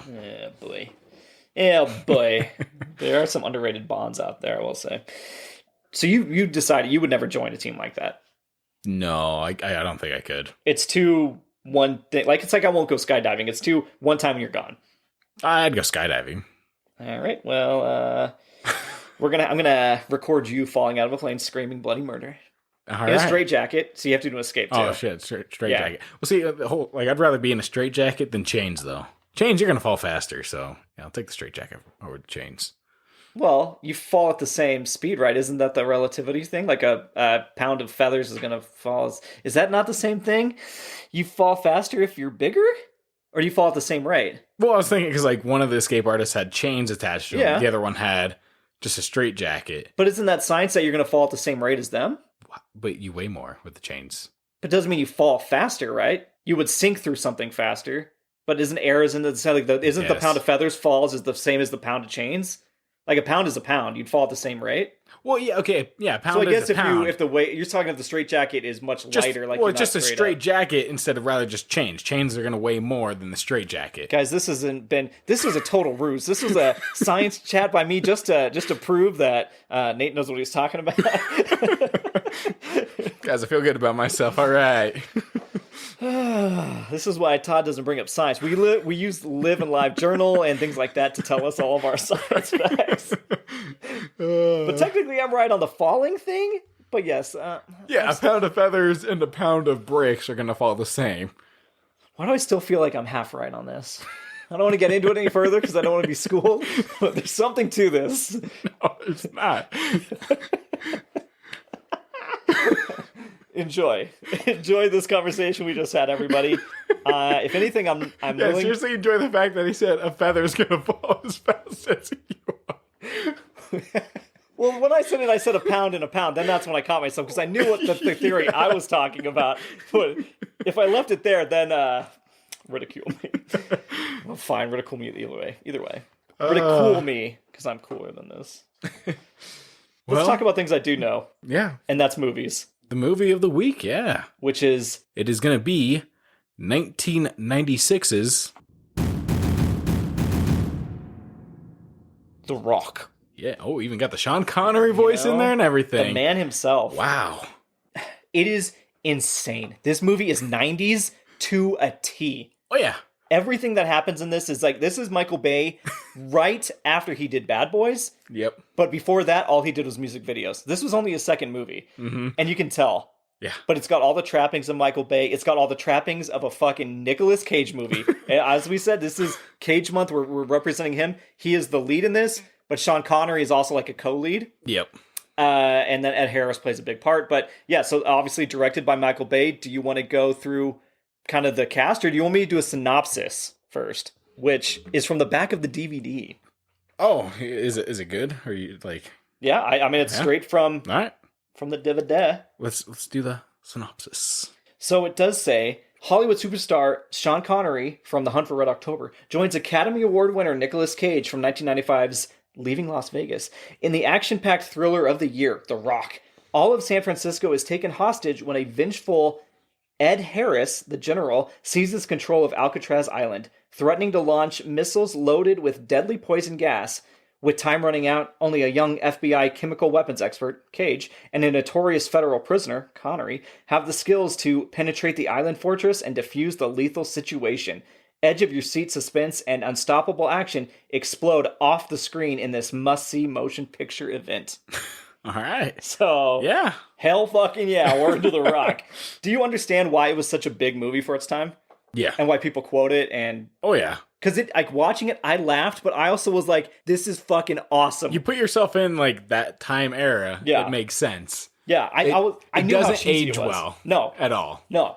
It doesn't age, but you still enjoy for what it is. Like, you can watch it today and go, that's insane, but I love it. I mean, even though, like, some parts didn't age, there's still good stuff in there. Oh, yeah. So, we'll go over the cast real quick. Okay. So, we got Sean Connery as John Patrick Mason. Yep. Nicolas Cage as Stanley Goodspeed. Yep, not Godspeed. Yes. We got Ed Harris as General Francis. Hummel. Yep. Yep, because they always call him Hummel. It's his last name. That's right, yeah. We got Michael Biehn, who is Commander Anderson, and Michael Biehn, as you'll know, is John Connor from the Terminator movies. Yep. You have John Spencer as the douchebag FBI Director Womack. Mm-hmm. David Morse, who I love this actor, as Major Tom Baxter. He's kind of Hummel's number 2. William Forsythe as FBI's Ernest Paxton, who is John Spencer's number 2, Womack's number 2, but he's also a really cool guy in this movie. You also have John C. McGinley as Captain Hendricks. It was weird seeing him in this role. Right, who is... Dr. Cox. From... Scrubs. There you go. Yeah, so it's really weird just seeing, like, a person like that you know just from that and then outside that role. It's kind of like seeing John C. Reilly as a serious actor when all he does is, like, you know... comedies or just... Yeah. Wake and Bake and stuff. You know, he's Talladega, all that stuff. Mm-hmm. You have Steve Harris as Private McCoy, Danny Nucci as Lieutenant Shepard, Tony Todd as Captain Darrow, and there's a bunch of other people, but you also have Vanessa Marcil as Carla, who is like one of 2 women in this entire movie. Yeah, there's really not it's all machismo. It's pretty much daughter and girlfriend. That's it. That's their roles, and they play those parts pretty much that's all they're doing. Yep. But there's all sorts of good actors in the background. Like, there are a lot of people that weren't even big yet, but you're like, oh shit, that person becomes huge. Xander Berkeley's in here as like just a background guy in the sarin gas chamber diffusion part. But then it's like a bunch of soldiers, mercenaries, and so that basically rounds out the cast. So like we said, it's directed by Michael Bay. Yeah. Never thought I'd be doing really a Michael Bay on the pod. Right, as underrated. I mean... Well, it's not underrated, I guess. Sorry, I don't know why I said that, but because it is Cage appreciation month, but this is pure Cage. Yeah. And then budget was $75 million for the movie. Oh. And worldwide gross was $335. It fucking banked, dude. Oh, it did. This was on TV all the time as well. Oh, yeah. I remember growing up seeing this. I just remember iconic parts. Yeah. Mainly the glass balls. The glass green balls of sarin, or not sarin, of VX gas. Yep. The classic scene of him. Yeah, and we'll get into that. So we'll do the spoiler alert. That was a spoiler alert. Hopefully you heard that pop in there. I mean, this is after the spoiler, but you can find it on Amazon, right? Yep, it's on Amazon. So okay. Don't ever trust just going to Google and saying that, because it'll still give you prices, and you're like, yeah, it's not free. It says it's not free, but you can. They find honestly it free. need to have like just an app that has everything. Just all right, here's where you can find it. So we patent that before the episode goes live, Nate. Yeah. Or we take this out. No, we're leaving it in. Because we just want it at the end of the day. We didn't have enough motivation to build it. Somebody make that. If that app does exist, fucking tell us. Yeah. Right? It would be a very utilized app. Yeah. Because we're constantly looking for movies or where to stream them. And what if it's costs something? Honestly, Letterboxd, just put it on your app. And the thing is, it's getting a lot of attention. I saw Letterboxd pop up on 2 different... one was a podcast, one was a streaming thing. People talking. They were talking about Letterboxd, and everybody's starting to use it and like rank their movies and find reviews and stuff. We're on it. Yeah.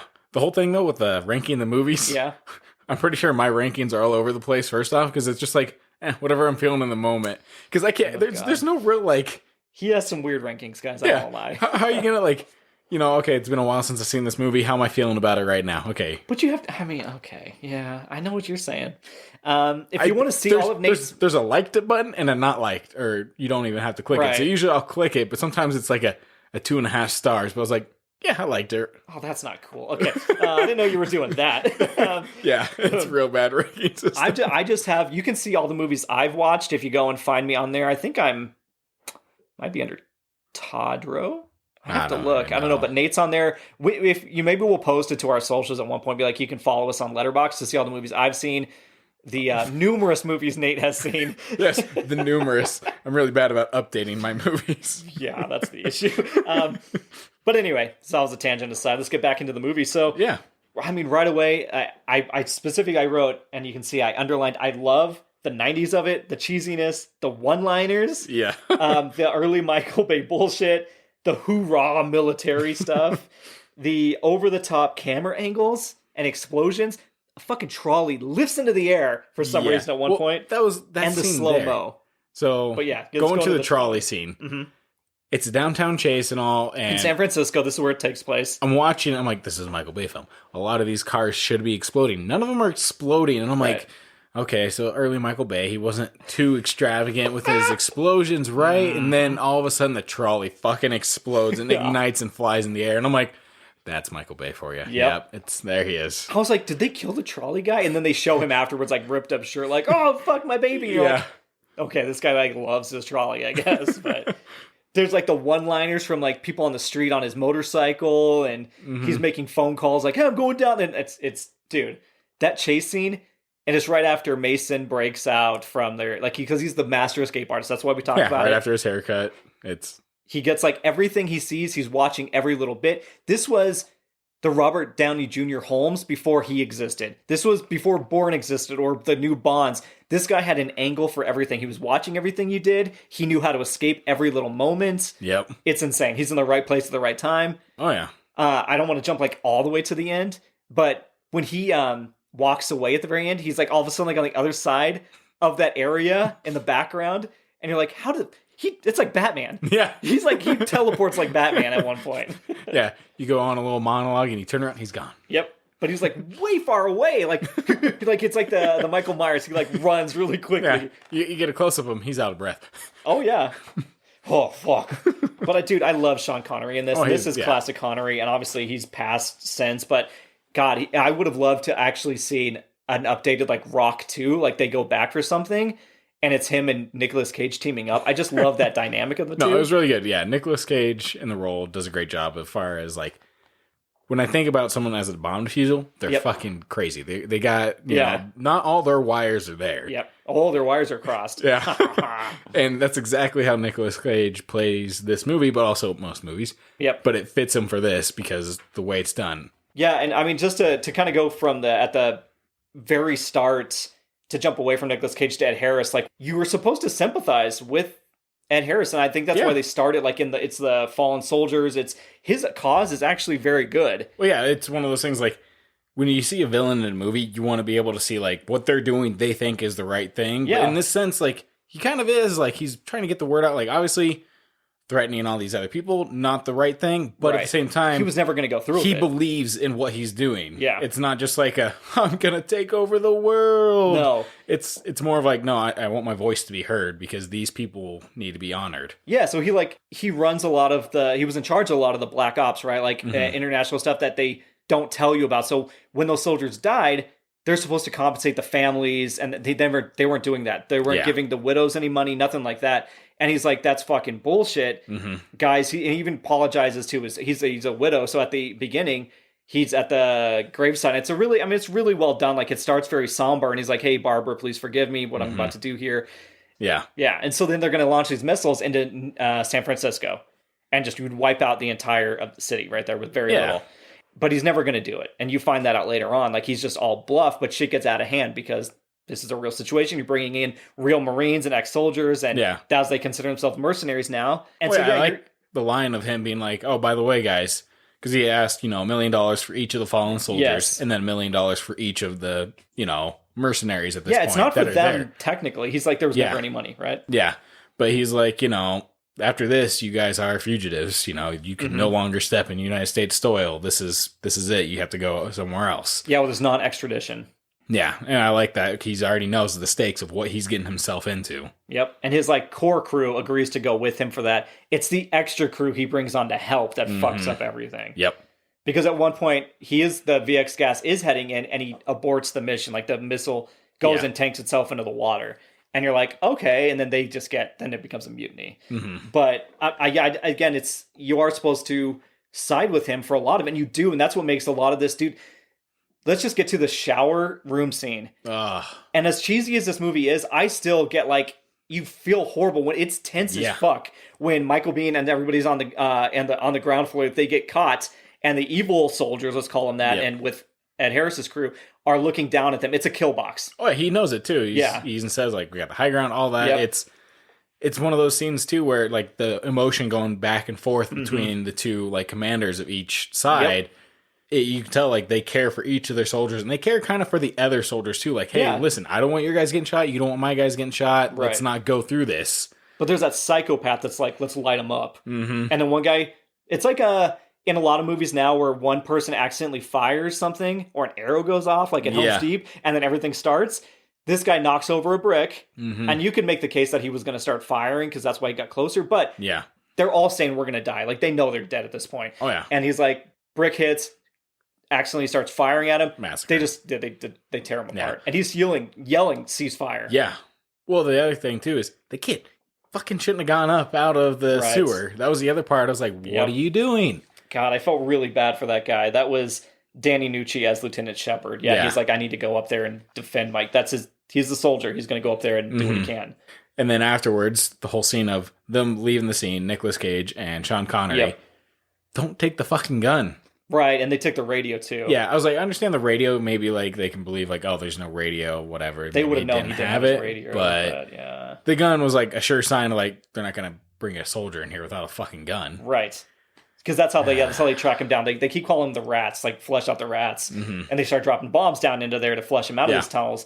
And that's how they know it's because it's missing. Like, well, the gun's gone, so let's get him. And they're talking loudly anyway. Yeah, which is crazy.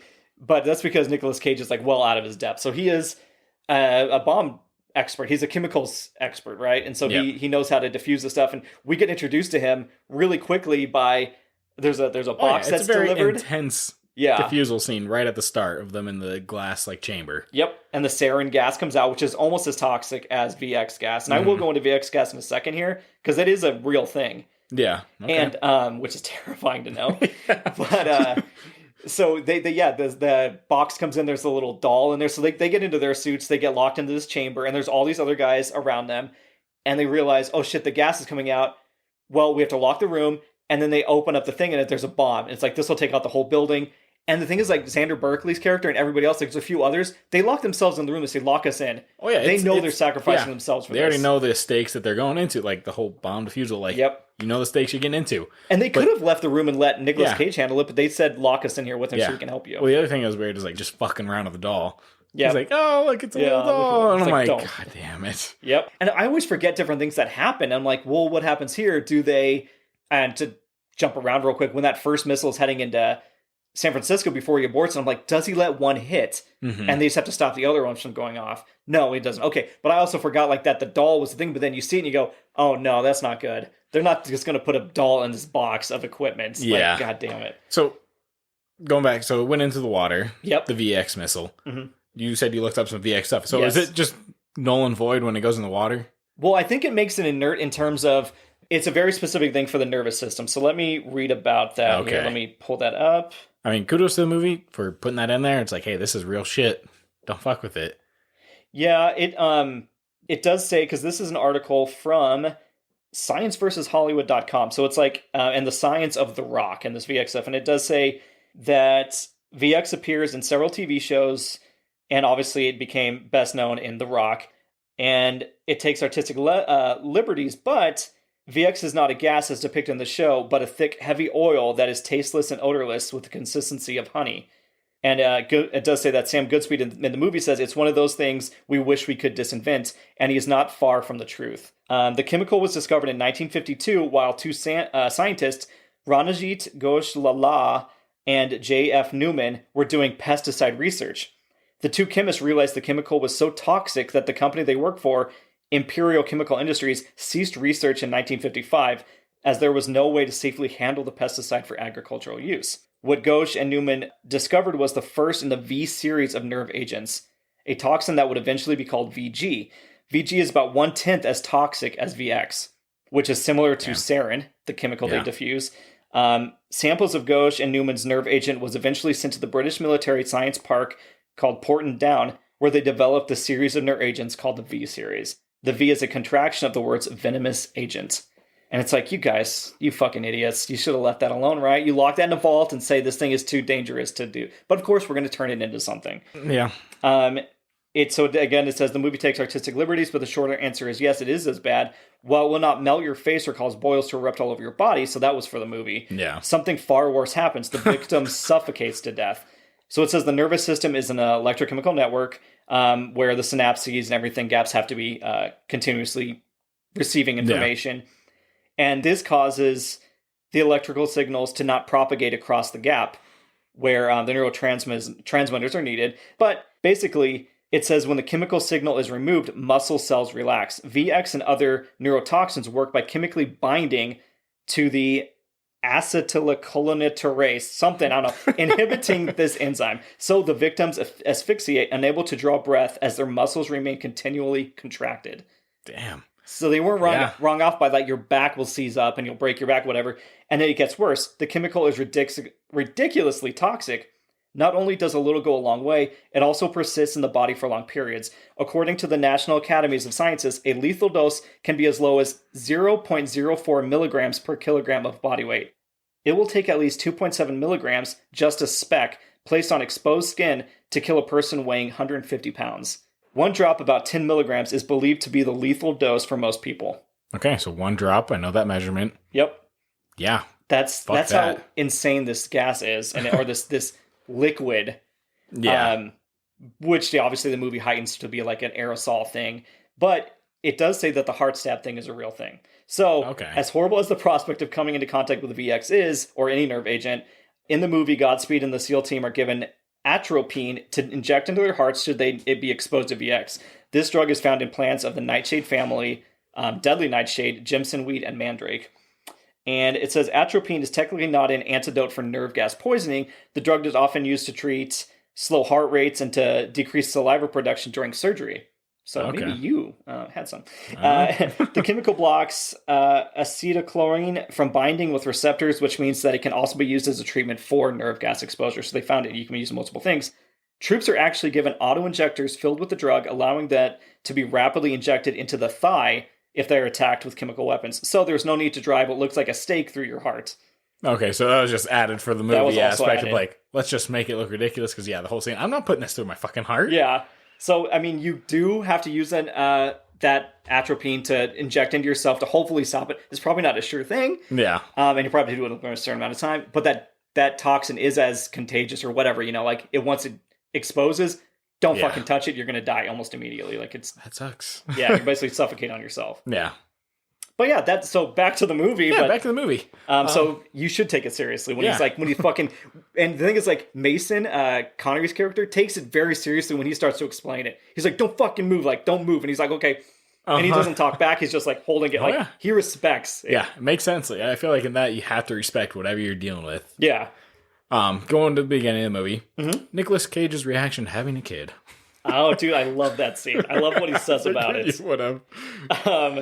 Because he says, he talks about his day and how he almost died. The building almost went up, and it's like people are making these things. They send it to him, all this. He's like, it would be cruel to bring a child into this world. Oh, yeah. No, that's one of the things I think of, too. Like, when he said that, I was thinking back. I was like, it's ridiculous the amount of kids that some people do have, too. Oh, God. Yeah, 20 kids and counting, that kind of show. Yeah. I was like, good God. I feel like there should be a limit. There should be a license with it and all, too. But, you should have to take a test. Yeah. 100%. Yeah. Yeah. If you don't agree with this, turn off the pod. Yeah. Or, I understand. Keep listening, say, I don't agree with you, 5 stars. Yeah. I understand, it's everyone's right to have it, but it's everyone's right to also, drive a car. They have to go through and take a test for it. Well, it's the same as the gun argument, isn't it? Yeah. I just, You should have to prove you're smart enough to raise another human being that could then use things to kill people. Like, isn't that this? And are you just creating a potential weapon too? Right. I mean, I don't want to like make it all stupid, but I mean, technically, that logic, if you want to flow that into not giving people rights, you should also have to fight to be smart enough to use like nuclear. You don't just hand a fucking nuke to somebody, right? Mm-hmm. So why is that okay? Like, I can get a gun, but I can raise a kid, but I can't also get an abortion. Like, it's all stupid logic that people use against you. But yeah, the whole way he handles it is great. And then afterwards, she's like, "Oh, I'm pregnant." And what are you going to do? Yeah, and it's so great because he says that right after. That was his news. And then she's like, "Oh, so did you mean what you just said?" And he says, I meant it at the time. And she said, "You said it 7.5 seconds ago." And he's like, "Well, gosh, a lot's happened since then." I was like, I love that line because he's so right. A lot has happened since she did say that. Your perspective changes a lot in that moment. And then, of course, then he gets the call not too long after that during a sex scene where they're going to have to go to San Francisco. He's going to have to go to Alcatraz. He's going to have to go into the field and try to defuse VX from being launched into the place he brought his fiance. Yeah, exactly. He promised to get married to basically get her to be happy with what he's talking about. What a shitty tour, by the way. To let just people wander off during the tour. Oh, yeah. And I was like, I don't know. I've never done the Alcatraz. There's only one guy. Have you ever been to Alcatraz? Because I know you've been out in that area. I've seen it, but I haven't been. I haven't done the tour. Like, I was like, is that the thing? Do they just put people in the cells and lock them in there? You walk in, but I guarantee they're probably... Well, I say guarantee, but the world is weird. They may do like a fake lock-in, but... Or you just walk in and you get to see the cells. I mean, I'm sure you get to take a tour of a cell, right? Yeah, I'm sure, you can go in there. But yeah, just imagine like, oh, all right, you're locked in there. Guess what? You guys are hostages now. How easy was that? That's what happened. Yeah. So it's smart. Like, again, this movie is 90s pure insanity. It is. It just piggybacked off of Nicolas Cage running around. But I think it also did a good job of having enough logic in there to where it was like, fuck, I could see that happening. Yeah. Or, oh, that's possible as well. Like, you would go to Alcatraz, which is a self-contained island. It is securable, and you can lock people in it. You have to be able to get them to take boats or whatever to get to you so you have a chance to see them. Everything makes sense from, like, a classic villain story. Yeah. And, I don't know. There's just so much to it that does, again, align with, like, 90s tropes, but also like modern day, like, okay, they did use logic to get us to appreciate what the villain is doing again. Yeah. And it gets out of control, but it just goes off the rails. And the same with like the whole bringing Sean Connery in. Yep. Of like, okay, he's escaped it. Which we haven't even talked about. Yeah. Let's bring him in as the intelligence to get into the prison. Cause obviously they need to get in there unknown. So that way, just retrace your steps. Yeah. Makes sense. And Mason. I love the part of, first off, the interrogation with him. Yeah. Where they send in Nicolas Cage, like, fuck it, you do it. Yeah. He's like, I'm with the federal, the FBI, I'm with them. And they're like, Jesus. Okay. Yeah. But he gets him to sign. Yeah. Either way, it works. And then the whole afterwards of, okay, how'd you escape exactly? Here's our blueprints. And he's like, I don't know. Just, I'll know when I'm there. Yep. And I was like, that makes sense, though, because sometimes you don't have a plan. You just do. Which I think... And I know why you're going with that, but he said that because he knows he's going to try to escape. Yeah. He's not going to tell them plans because then they have to bring him to a place. If they just leave him there, he goes back into the cell like he says. But it's so like he wouldn't probably remember everything. It's one of those physical things you want to... The maps isn't what he really used. He uses memory. Mm-hmm.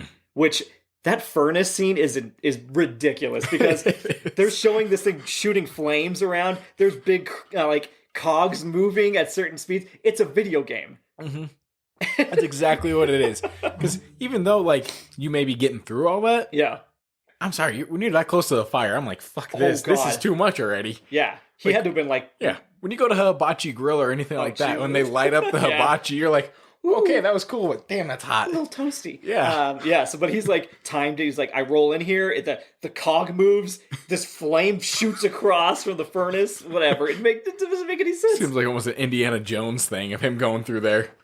I wrote Indiana Jones in my note. Because what else do we have in this? A fucking, like, minecart scene. Yeah, we do. In the bottom of this island, they're on a minecart flying down a track. They're getting shot at by villains. There's water beneath it. It's totally Indiana Jones. And it's just missing the snakes. No, that's true. Well, the mercenaries are the snakes. Oh. You know what I mean? No, but yeah, so... you get the minecart scene. That's after they are escaping through the tunnels where they're trying to bomb them out. They think they've killed him at this point. They think they've killed him multiple times. Yeah. They even go to the morgue, and that's the fun one where he drops the AC unit on the guy. And like, that's just about the most gross thing or whatever I think I've ever seen, or disturbing thing I've ever seen. Well, there's that, and then also like Sean Connery, he kills the guy with the knife. He throws the knife. Yep. And they show the knife going through the air. Yep. And it's just a straight knife. It's not rotating or anything. It's just straight. And I'm like, that's so bad. He's like so good, no rotation. I don't think you understand. He's just Mason is so good. All right, fine, whatever. He's British SAS intelligence, who has the secrets to the JFK assassination. He has all the government's biggest secrets. That's why they haven't killed him, because they want to find out where it is. Yeah. And then after that, the AC unit dropping on the one guy, him trying to defuse the bomb and the leg twitching. That's such a great. He's like, hey, you have experience with dead bodies? Points? And is that normal? Like, the whole point, like, that is Nicolas Cage right there. Because, like, no one can really pull off, like, a exaggerated point to such an extent of him doing that. I'm like, nope, that definitely works out for him. Oh God, it's such good acting. It is. Just he's like, he's just like, please explain this. That normal? Is that okay? What's going on? Yeah, can we stop this? The feet thing? Yeah, the feet thing. He's like, yeah, that'll happen. Anything you can do about it? He's like, no, you want me to kill him again? His banter with like a serious Sean Connery is great. And when I'm younger, I think of like Sean Connery as like the most serious person through this whole movie. He's doing one-liners. Oh yeah, he is. Like before they bring him and Cage and the Marines to the Rock they go through the water, that whole scene. Like it's very Michael Bay-ish. Like they're in the water with those like I don't know if they're like self-propelled devices, but they go in through the tunnels, they get up, whatever. They put on night vision, all that. But before they bring him to the Rock, there's the whole hotel scene, and he's like stealing different things when they can't see. He orders all the room service, all that stuff, obviously. And it's all a ploy so he can go visit his daughter. Yeah. And so he wrecks half of San Francisco, as they say, just so he can see his daughter and be like, hey, I'm a good guy. I'm going to come visit you. Are you? Yeah. It's like, how many people would you probably kill? You could have avoided all that. Yeah. But so he does this entire crazy thing with like the Hummer, of which is total Michael Bay. Yeah. The convertible car, which is total Michael Bay. Mm-hmm. And we talked about the trolley exploding, all that stuff. But I always thought of him as like the serious guy. And he's making one-liners like, oh, sorry about that. When he's like yelling out the car window, like he's doing one-liners to nobody. Yeah. He's very cheesy in this. Well, after him escaping too was the hairstylist. Yes. Oh, God. Do you like your haircut at least? I don't care about everyone else. Do you like your haircut at least? Dude. I wrote down in here, we have to discuss the stereotyping of the hairstylist. Yeah, that was real bad. Like, oh, they have to be gay, right? Right. But flamboyantly gay, right? Like, it's not even just like, oh, this person's a gay person. Like, and again, you wouldn't even be able... it sounds insensitive to be like, well, that's not even like a trait, because you shouldn't have to point out that the man's doing his hair because it's a man, he must be gay if he's doing it. But he's like doing the over the top, like, oh, I'm just worried about this and you're going to look fabulous and who cut your hair? Is this grunge? And whatever like that. It's so above and beyond like what a macho man in the 90s Michael Bay would think a gay man acts like. Yeah. And it's insulting, I'm sure, for everybody that is actually gay. And as somebody that's not gay, to look at them like, that's so insulting for an entire community of people to be... Right. Stereotyped into that persona. Or he's like you said, he's like hiding and he's like screaming and he runs and he's like, I just care about your haircut. It's fucking insane. Oh, it's funny actually. So I got my haircut and the guy that cut my hair was gay. Okay, did you tell you he was gay? No, it was just came up conversation because I did like the whole straight razor shave on the beard and all. It's funny, like the whole conversation going between him and the guy next to me. They started talking about Dolly Parton because that came on 9 to 5. Oh yeah, okay, and good song. The girl next to me, like cutting the hair, was like, "Oh, is this Dolly Parton or someone else?" And he's like, "We can't fucking be friends anymore. You just said that, like you just asked that question. You know Dolly's voice." And then they went into the whole Ryan Reynolds because that comes up in Deadpool 2. Oh right. And his comment was like, "No gay man is going to find Ryan Reynolds attractive because he's too perfect." Oh. And he's like, "I'm more of a Gerard Butler guy," and like so it kind of got on the whole like topic of him being gay and like. So I was like, I never get good conversations happening around me at the hairstylist. Like I'm always like, let's just keep it as dead silent as we can so I can get through this. Yeah, no, it was good because the other guy came in was a regular and they started talking about some movie stuff. talked about Reminiscence on HBO isn't that with the one Hugh Jackman. Yeah, okay. That's pertinent? Like, what happened? It was just like, it was pretty much like about, life story or whatever. Mm-hmm. It was like, oh, tell me a story with a happy ending. And it's like, well, any good story doesn't have a happy ending. It's always sad. Oh. And it was like, it's deep, but it yeah, so it's it like makes more sense. Ooh, I need to reevaluate myself when I'm watching this movie kind of line. Yeah. That's fair. So, but my haircut. Back to the movie. Yeah, he also got a haircut in the movie, and then we got the stereotyping, and then, yeah, we're back on the rock, and you get to see more of this Ed Harris kind of being like, this went way out of control. I didn't want to kill these Marines. We had to kill our brothers in arms to get this. And that's when... Yeah.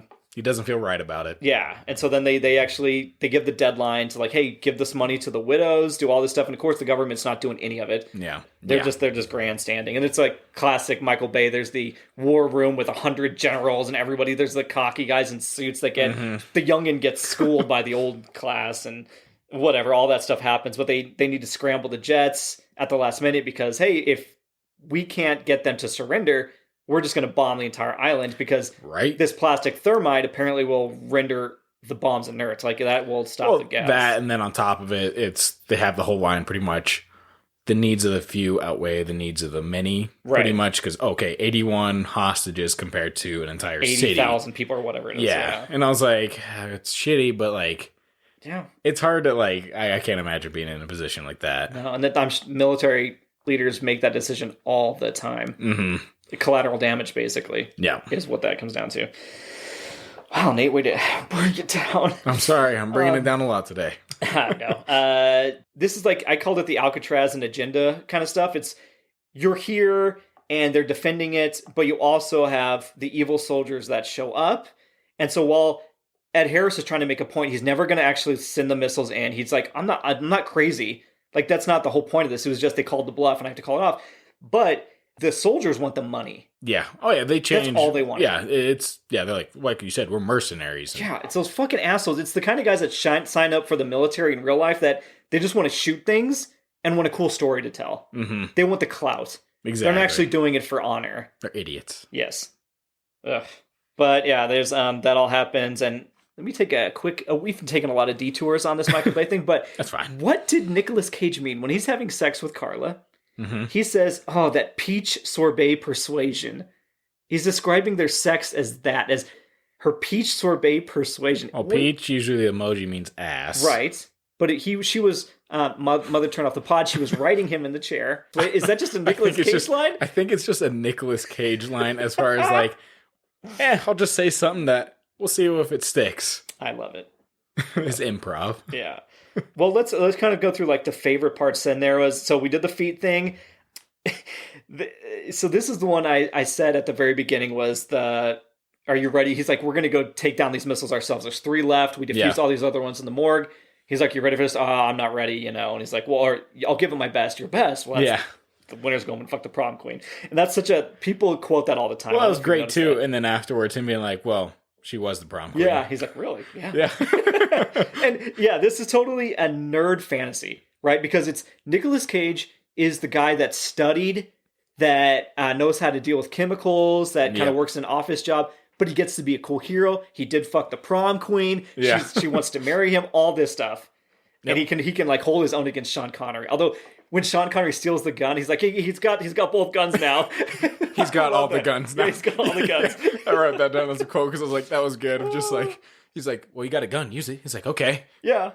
He's got all the guns. They're like, you can see at the other side, Forsyth, who is the good FBI guy, because Womack just wants to put Mason back in jail, doesn't want the Seekers to get out. He knows he could free him, that he's an innocent man. He just doesn't care. Yeah. But Forsyth is his number 2, and he's the guy that at the end is like, oh, so he died, huh? Vaporized, yeah. Yeah. Huh. Well, I guess that happens. Didn't know what happens. Yeah. He's like, yeah, you guys this guy's on the level. But my favorite line, and I when I was watching, I watched it, without taking notes, and I watched it again. Or I go jump through the scenes to make notes. What about Mr. Henderson's head? And Sean Connery doesn't say anything. He turns around, gives him the thumbs up, and Nicolas Cage goes, okay, what do you mean? And then he just walks away, never gets an answer, and he's like, fuck it, whatever, I don't know what's happening. But it's like okay. I love that delivery from Cage. Let's just go straight to the finale here. You've got the mutiny happens, full thing. He's like, hey, what happened to the missile? He's like, I was never going to do it. There is no money. And they pull the gun on him, on Hummel. And then you think his number 2 Baxter is going to turn on him. He's like, you're right. He pulls the gun on Hummel, and then he turns it and shoots Tony Todd's character. Yeah. And then everybody just gets, again, it's another shootout. Everybody basically dies in that scene except for Tony Todd. And the 2 evil guys somehow survive it. Yeah. The good guys all get killed. Oh, yeah, they got to keep going. They got to have some more badass scene for them to die. And this is where you go to the lighthouse. Yep. Which apparently Alcatraz had the very first lighthouse on the Pacific Coast. It did. Yeah. Yeah. I forgot to say that in our Alcatraz notes, but we both remembered it apparently. Because it's not even on my notes right now. But honestly, very nerve-wracking again. Like, they do a good job. Like, the clinking of the glass balls. God, that terrifies me. It really makes you nervous because, of course, the death scene at the beginning. Yep. And then them just going through all this shit. And, like, him putting in the grate or whatever it was. Yeah. Oh, and I was like, dude. Oh, that's fucking nerve-wracking right there. But the way he ends that guy's life. Oh, it's so good. Yeah, because they're in the lighthouse, right? So he's getting shot at. Or what's the line? Have you ever heard the song Rocket Man? Yeah, that's the cheesiest part of the whole movie. It was. Somehow. And the guy, Tony Todd's like, what?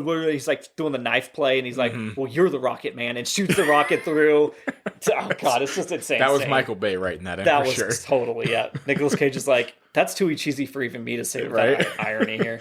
But anyway, they're in the lighthouse. They're fighting, and one of the balls falls, and it hits his shoe. Like, so I might have like moved his foot to catch it or something like that. It bounces, and he does the run, and that's the scene everybody remembers, right? It's like him running out, leaping, and grabbing the ball before it falls off the lighthouse. Yep. And he's getting shot, and so then Connery kills the other guy, and he makes a one-liner. I don't even remember what the fuck it is at this point. You want to discuss kind of how crazy it is when he's chasing the guy with the ball in his pocket. Yeah. Or I guess the guy's chasing him with the ball in his pocket, I should say. Yeah. Right, he's chasing him with the ball in the pocket, and there's a point where he gets Nicolas Cage tackled him and all. Yep. And Nicolas Cage is able to get to the ball because it rolls out of his pocket. I don't know how it got out. I don't either. That's why I was like, wait, how did it get out? Yeah. But either way, it gets out of his pocket, and the guy has his mouth open. Yep. He's able to get the ball, shove it in his mouth, and just uppercut him.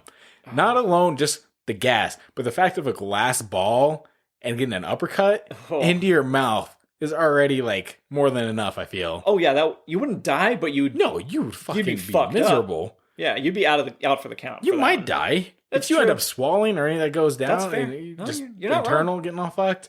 It's not instant death, but it is slow as well. Yeah. But anyway, yeah. But the VX gas is inside that ball. Yeah, and just fucks him up from there. And then Nicolas Cage has the needle, luckily, and has to inject himself with it. Even having seen the entire movie to this point and knowing everything, I still was like, what's happening? Oh, fuck, he did get exposed, but briefly. But even then, it was in that guy's mouth. He closes it, and then he rolls away. But that was enough for him to have to be like, fuck, I'm dying. You see him like start to asphyxiate. Yep. Could you even find it? I don't think I could be able to find my heart. I don't think I'd be able to find my heart. I always go too high, So luckily, I guess it's the thigh for real life. Right. But yeah, I don't think I would find my heart because I'm always like thinking of the Pledge of Allegiance, right hand over your chest. Yeah, it's always like over your nipple. And I feel like I'm high, but it's probably like lower towards the sternum more. Like under your left breast area, right? That's what I feel. Because movies always go lower, and I'm like, isn't it higher up, like right in front of? Yeah, I don't know. Remember, guys, don't listen to us. We don't know. We can't even find our own fucking hearts. We've been living with them, right? You find your own heart. You tell me if you could find it in the first try. I mean, I feel like life or death situation. Hopefully, I could come to terms and do it. But I'd probably miss. Right. Either way, I feel like Nicolas Cage. He understands the situation he's in, so he's had to practice that probably multiple times. Well, he knows where his heart is. Yeah. He needs to. And then I did say that, obviously the green ball part is iconic. The second one is him with the flares. Yeah. But yeah, he gets the flares out because the jets have been scrambled. The president makes his speech that Michael Bay always has. He's like, we've failed these people and da-da-da, and God help me for having to make this difficult call, whatever. Mm-hmm. It's all bullshit because we never even get fulfilled. We don't even know if he ever pays the families or does anything. Yeah, no. We never even get an answer to that. But the jets are about to go, and they're all there's like 6 of them, and they're going to drop. They're going to level this fucking island. And they're about to pull up, and he runs out. Like, he's like trying to get his breath, and he gets the flares, drops on his knees, and is like screaming. Yeah. And the guys that are watching it are like, guys, we got green smoke. We got green smoke. The one of them goes off. Yeah, he's like, shit, I already left it. Abort. I already dropped one. Luckily, it's just far enough away, and that just the blast knocks him into the water. Yeah. Connery never ditched him. That's twice, like, he comes back to help him, even though he says he's going to leave. Yeah. Because Connery's a good guy at the end of the day, and he knows that if the missiles go to San Francisco, kills his daughter. So that's his big motivation. Yeah. And he's like, oh, plus I'm too old. Last time I swam this channel, I was your age. He's like, it's been 30 years, dude. Sadly, it's almost the females in the scene, like the movie, are pretty much female in the fridge situation for comics. Yeah. That's pretty much how it is. Granted, there's a whole city there. They both were. But they're only there for that reason. Yeah. Which is... Connery won't leave because his daughter could die, and then Nicolas Cage, less so, but she is there. Like, she'll be collateral damage, but he's like, don't come to San Francisco. It's like, what? I'm coming. And it's like, okay. Yep. But so then they survive. All the hostages are alive. And then he says that Connery died. Yeah, where he goes, who fucking knows? Yeah, we don't know where we know he probably went and found his daughter, sneakily. Yeah. Because they're going to be monitoring. Well, they think he's dead, but Womack's a bitch. He might be following up on that. And then he gives him this little note. Yep. And it's an address. And he's like, okay. He's like, I want to go to Maui. Forget Maui. Yeah. It's like, okay. And it feels very Shawshank Redemption. Yeah. Have you ever? Nope. God damn it. I know of it, though. Well, anyway, at the end of this movie, Nicolas Cage and Carla have gotten married. Apparently, they get married in, is it Kansas or something? It's some random. Well, that's where they end up going. Yeah, they drive there with the just married. I don't know if they got married somewhere else and then drove there. They definitely didn't go to road Maui, trip. Though. No, they didn't. So he's running out of a church because it says first pew left side, like bottom or whatever. And so he's running out. He's like, I'm sorry. He's like, oh, thieves. So the priest is running after them, but he's like, hey, got it. And it's great because he's driving away. And he's like, hey, do you want to know who really killed JFK? Because he's got the film strip now with all the secrets. Yep. And that's how the movie ends. It's very Michael Bay ending. He's like in his kind of, is it the floral shirt, the Hawaiian shirt? Yeah. Like somebody's always got a Hawaiian shirt on in his movies. Yeah. But yeah, movie is a rush from start to finish. It is. It's good. Like I said, it is 90s for sure. But they do a good job of making it grounded as far as like realism. Like, oh, this could happen, or oh, this makes sense. Right. And yeah, good movie overall. Still holds up as far as like... This was your first time seeing it, right? Yeah.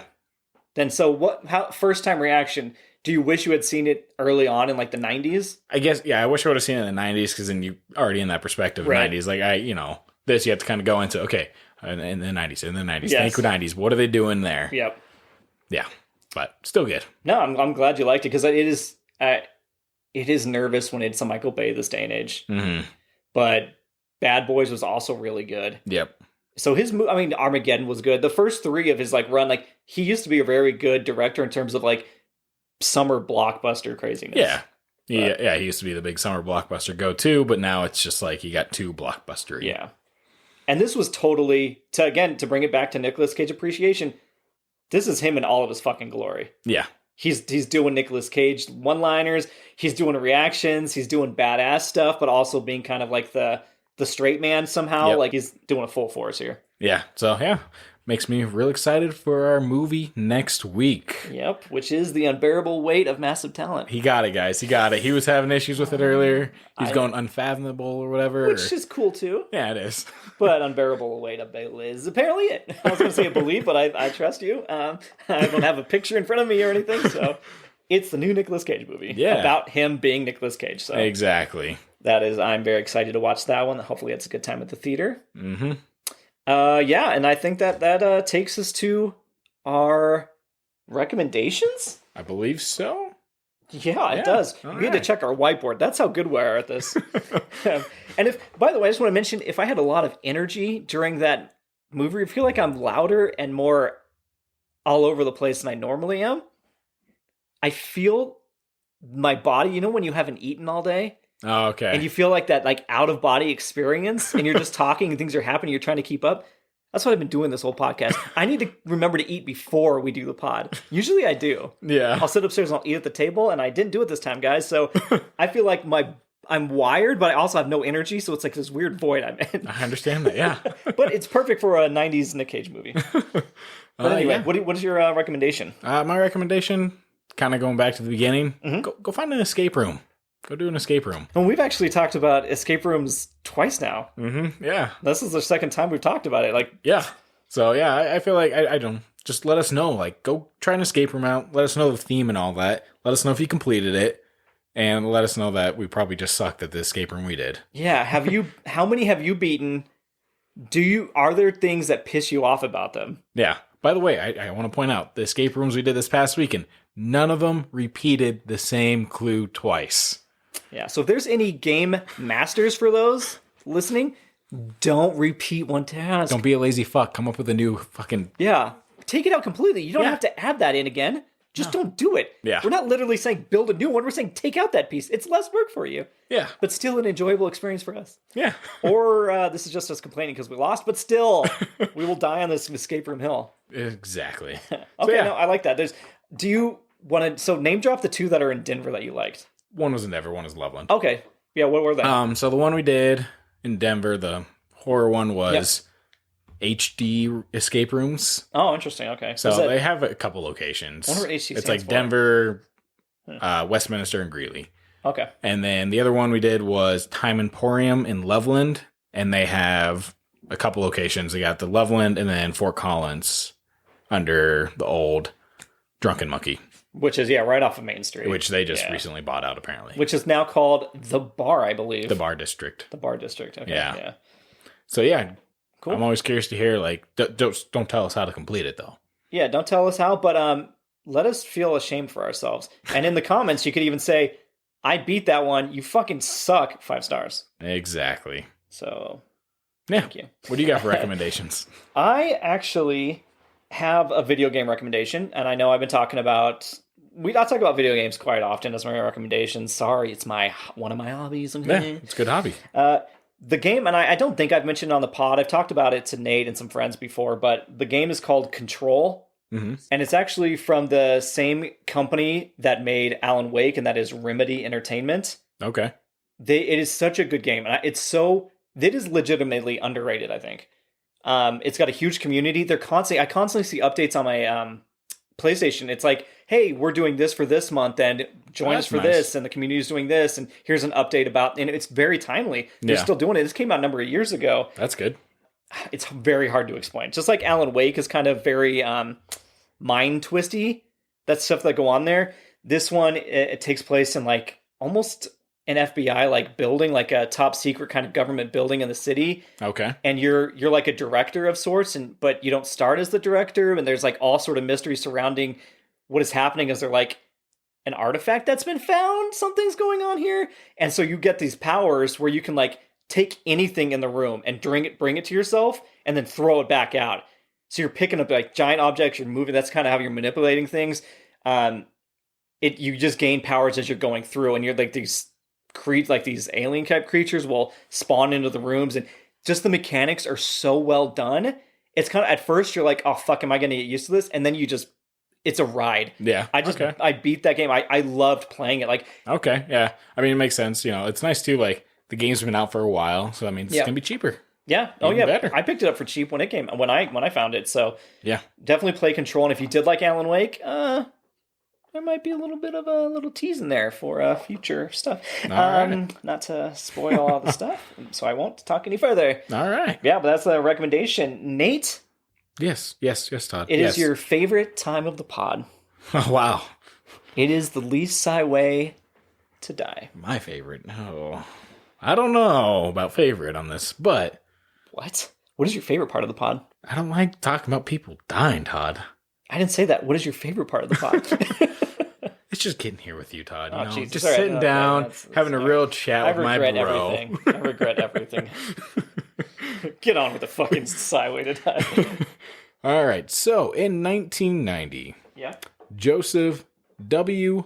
Burrs, or known as Amazing Joe, who was an escape artist. Oh, no. Ooh, you themed it. Yeah. Loving it. Well, he died when he was in a glass coffin. He was attempting to escape, collapsed under the weight of wet cement poured on top of it. Oh. Yeah. So that really sucks. So he's buried alive. Yeah. But on top of it, he died on the 64th anniversary of Harry Houdini. Maybe it was so part Halloween of his plan. night. Yeah, it could have been.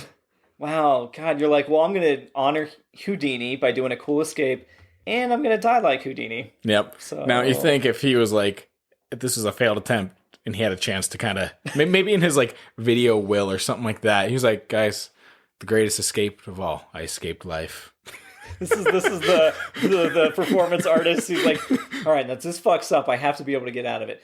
And Stacy, so if you're the one, if you do survive me, if this happens, play tape 1, please. Don't play tape 2. Okay? Please, for the love of God, it's going to make me look really bad. Delete the other one, tape honestly. Tape 2 is if I go in a coma. Yeah. You have to play the right one here. It's going to make me look real fucking bad if you show that I have 2 tapes. Okay? If anybody's seeing this right now, bury Stacy. Stacy, this is on you too. Oh, God, buried alive. I mean, well, it's actually like the fact that you're in a glass coffin. Would that just, I mean, that's going to crack under that cement. And yeah, I guess unless he was like, hey, it should be this grade. Whoever made the coffin fucked up and made the wrong grade, whatever it may be. Because then you can't dig somebody out fast enough. No. I mean, even then, like, the glass shards and all.